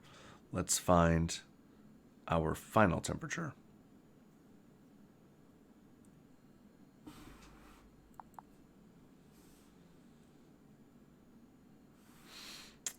Final temperature. So we have our delta T is equal to T2 minus T1. Our final temperature for our aluminum then will be delta T plus T1. So our change in temperature, which we just calculated, is negative 44.85 degrees Celsius. Keeping 3 sig figs. And then our initial temperature of aluminum was given to us as 100. Sorry, I said aluminum. Zinc, 100 degrees C. So our final temperature for both aluminum and water is 55 point. Let's see, we got to round to the first decimal place. 55.1 degrees C. All right, hang on. Not with the numbers I just used. Negative 44.85 plus 100 is 55.15, so that'd be rounded to the second decimal place. 55.2 is our final temperature. Now, we were asked to find the temperature of water, the initial temperature of water, we can do that. So this is our part B. By first going Q of H2O is equal to mass times specific heat times delta T. Isolating our delta T.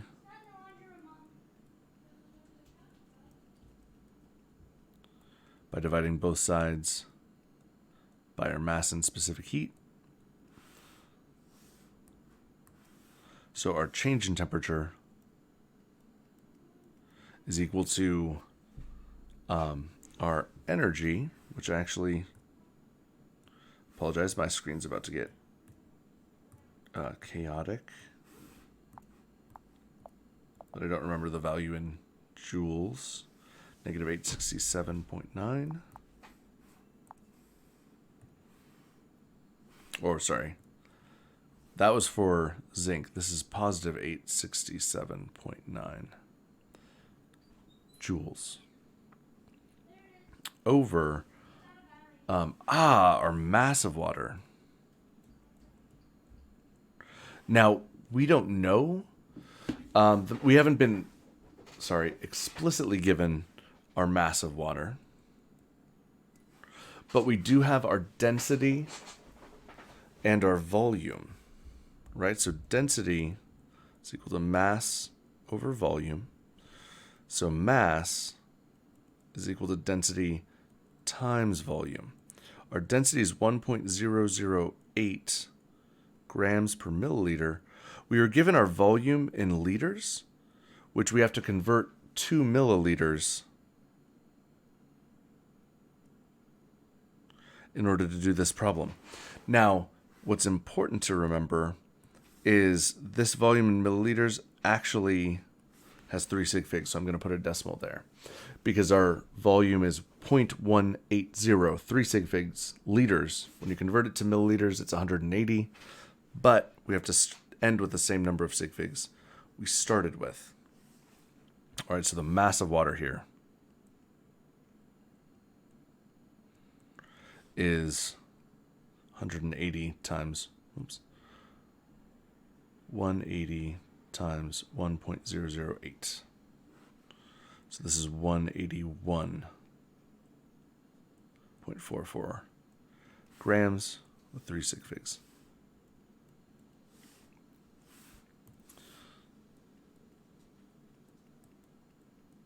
So that is our mass of water.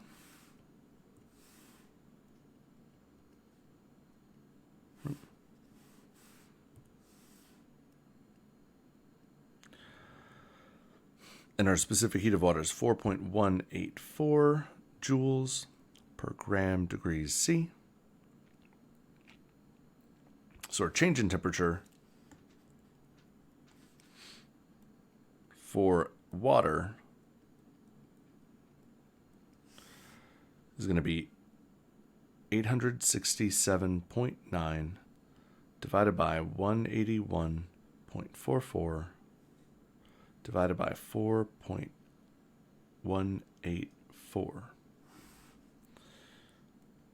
So this will be 1.143. This could keep going, but we actually have to stop at 3 sig figs. Units wise, joules cancel, grams cancel. We're left with degrees Celsius. So this is the change in temperature for water.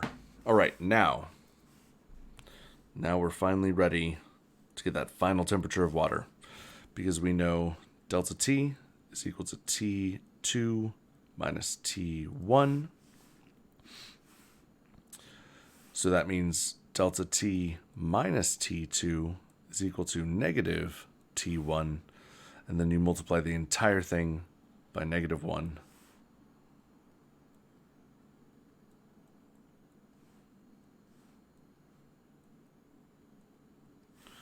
To finally get initial temperature is equal to T2 minus delta T.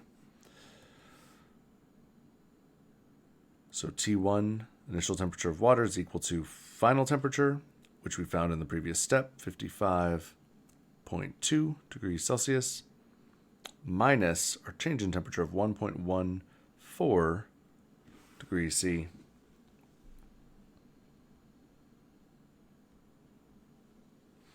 Comes out to be the value that my calculator just gave me is 54.06. However, we have to round to the 10th place, and that 6 will round up. So the initial temperature for water is at long last, is 54.1 degree Celsius. And that, Xavier, is the answer for part B. All right. Whew. Okay, so, well, this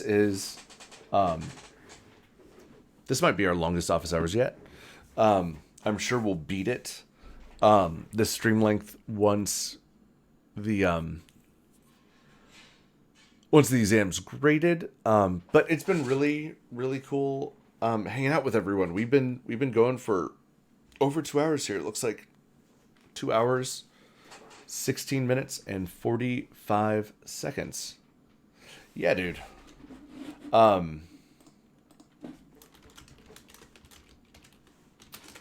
I think this is where I'm going to conclude things. Don't worry, this is not your last chance to get questions about the exam answered. We're going to be doing more office hours, post-lecture hangouts, etc. So there's definitely more on the stack. However, this is our last class meeting before spring break, which is, again, weird to think about. Next week, we have spring break, so there's we have no classes, and it'll be a perfect time for me to get caught up on some grading. Oh, no, please don't.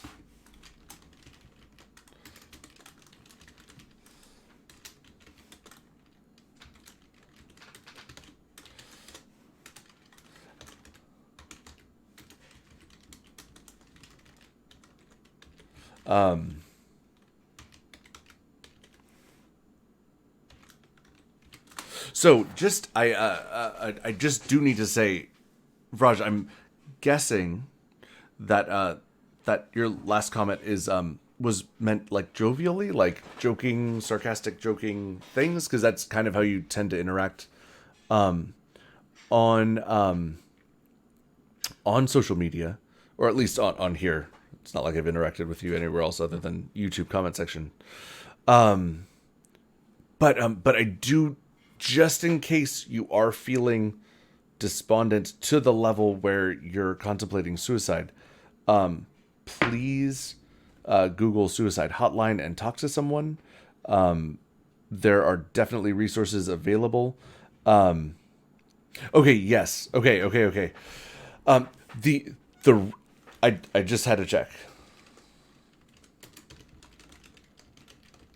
And the reason why I had to check is I actually had an experience in grad school. So I did my first year of grad school at the University of Michigan, and the way their exams worked is they would have every section of OChem take the same midterm. So they had like 4 different sections with 500 students in them each, but they would all take the same midterm. The only way this would work is they would have to reserve like every lecture hall on campus at 8 p.m.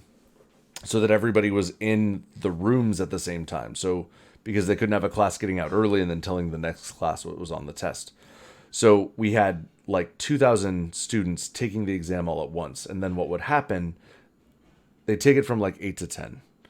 And then at 10, they would collect all the exams. Like, I was a grad student, so I would proctor. I'd be one of the proctors in one of the huge lecture halls.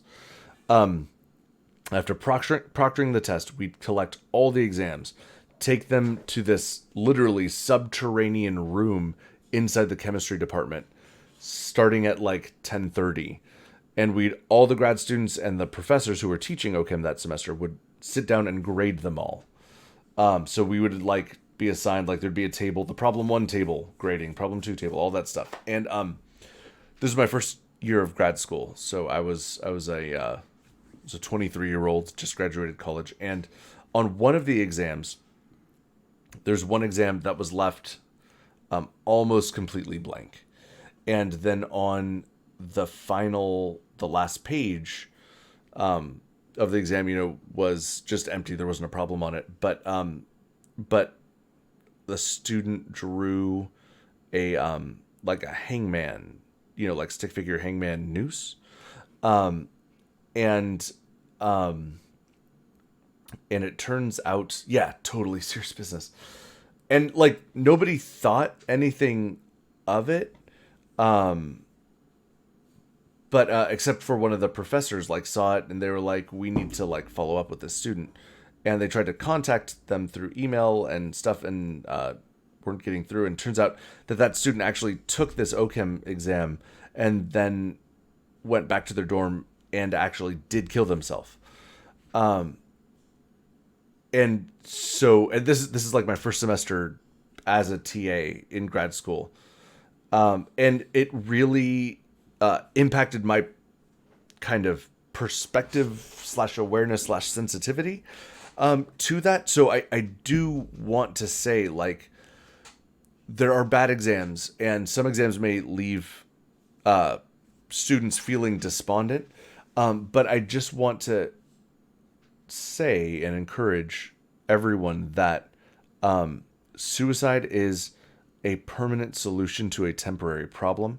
And if you are at all feeling that way, there are resources. Even if you feel like there's no one in your life you can talk to, Google the suicide hotline, call it. There are people, there are humans who have felt the way you're feeling, and have gone through that and can help you get through it, because there are better solutions than that one to that feeling. So anyways, when I read Raj's comment, I guessed that it was a joke, just because Raj, you're funny, you joke around, we like to be sarcastic, all that stuff. But because I had that experience in grad school, I can never look at a joke about suicide with respect to a test the same way. So I just wanted to make sure that you're okay. And if you're not, totally reach out to humans around you, even to me. We can talk over email or whatever. If you're in a dark place, there's help getting out of it, and you don't have to stay there. Okay. So anyways, sorry. I just saw that comment, and on the outside chance that it wasn't a joke, I felt the need to say something. But some exams are harder than others. One thing I can say about exam 2 is every semester, doesn't matter which one, it always has the lowest average. It has a lower average than exam 1. It has a lower average than exam 3. Usually it has a lower average than even the ACS final, which you kind of got a taste for what the ACS final is with the multiple choice. It's that type of time crunch multiple choice problem situation. And usually even exam 2, has a lower average than that one. So anyways, this was a rough test. This was going to be a rough test anyway. It may have been increasingly so based on the format, but I'm going to take that all into consideration moving forward, and we'll see what happens. I'm totally open to anything, any possibility. Exam 3 may be exactly the same. It could be slightly different. It could be very different. I just need to sit down, grade these situations, and once I have them graded, I can look at the data, kind of compare the average of the take-home versus the multiple choice, compare the average of overall with this test to averages of the second exam for past semesters and summer sessions at Folsom Lake College, and try to make an informed decision moving forward. Thank you all for hanging out. It is as always, it's been a pleasure talking with you, hashing through things. I'm not going to lie. I'm actually going to miss class next week. It's spring break. But I really enjoy kind of like logging in, hanging out with you guys, talking some chemistry, seeing how you're doing. So I'm going to be a lonely lonely, lonely guy. I don't know if you'll miss me as well. It'll probably be nice not having to log in and listen to me drone for an hour and a half, couple hours. I've been going. Look at this, 2 hours 25 minutes. This might be our record stream length. Anyways, thanks for hanging. You all are awesome. I'm going to miss you. Try not to miss me too bad. And I will catch you all on the flip side of spring break. Stay safe. Go do something outside. The sunshine has been gorgeous the past few days. And try not to get the Rona. I'll catch you guys in about a week.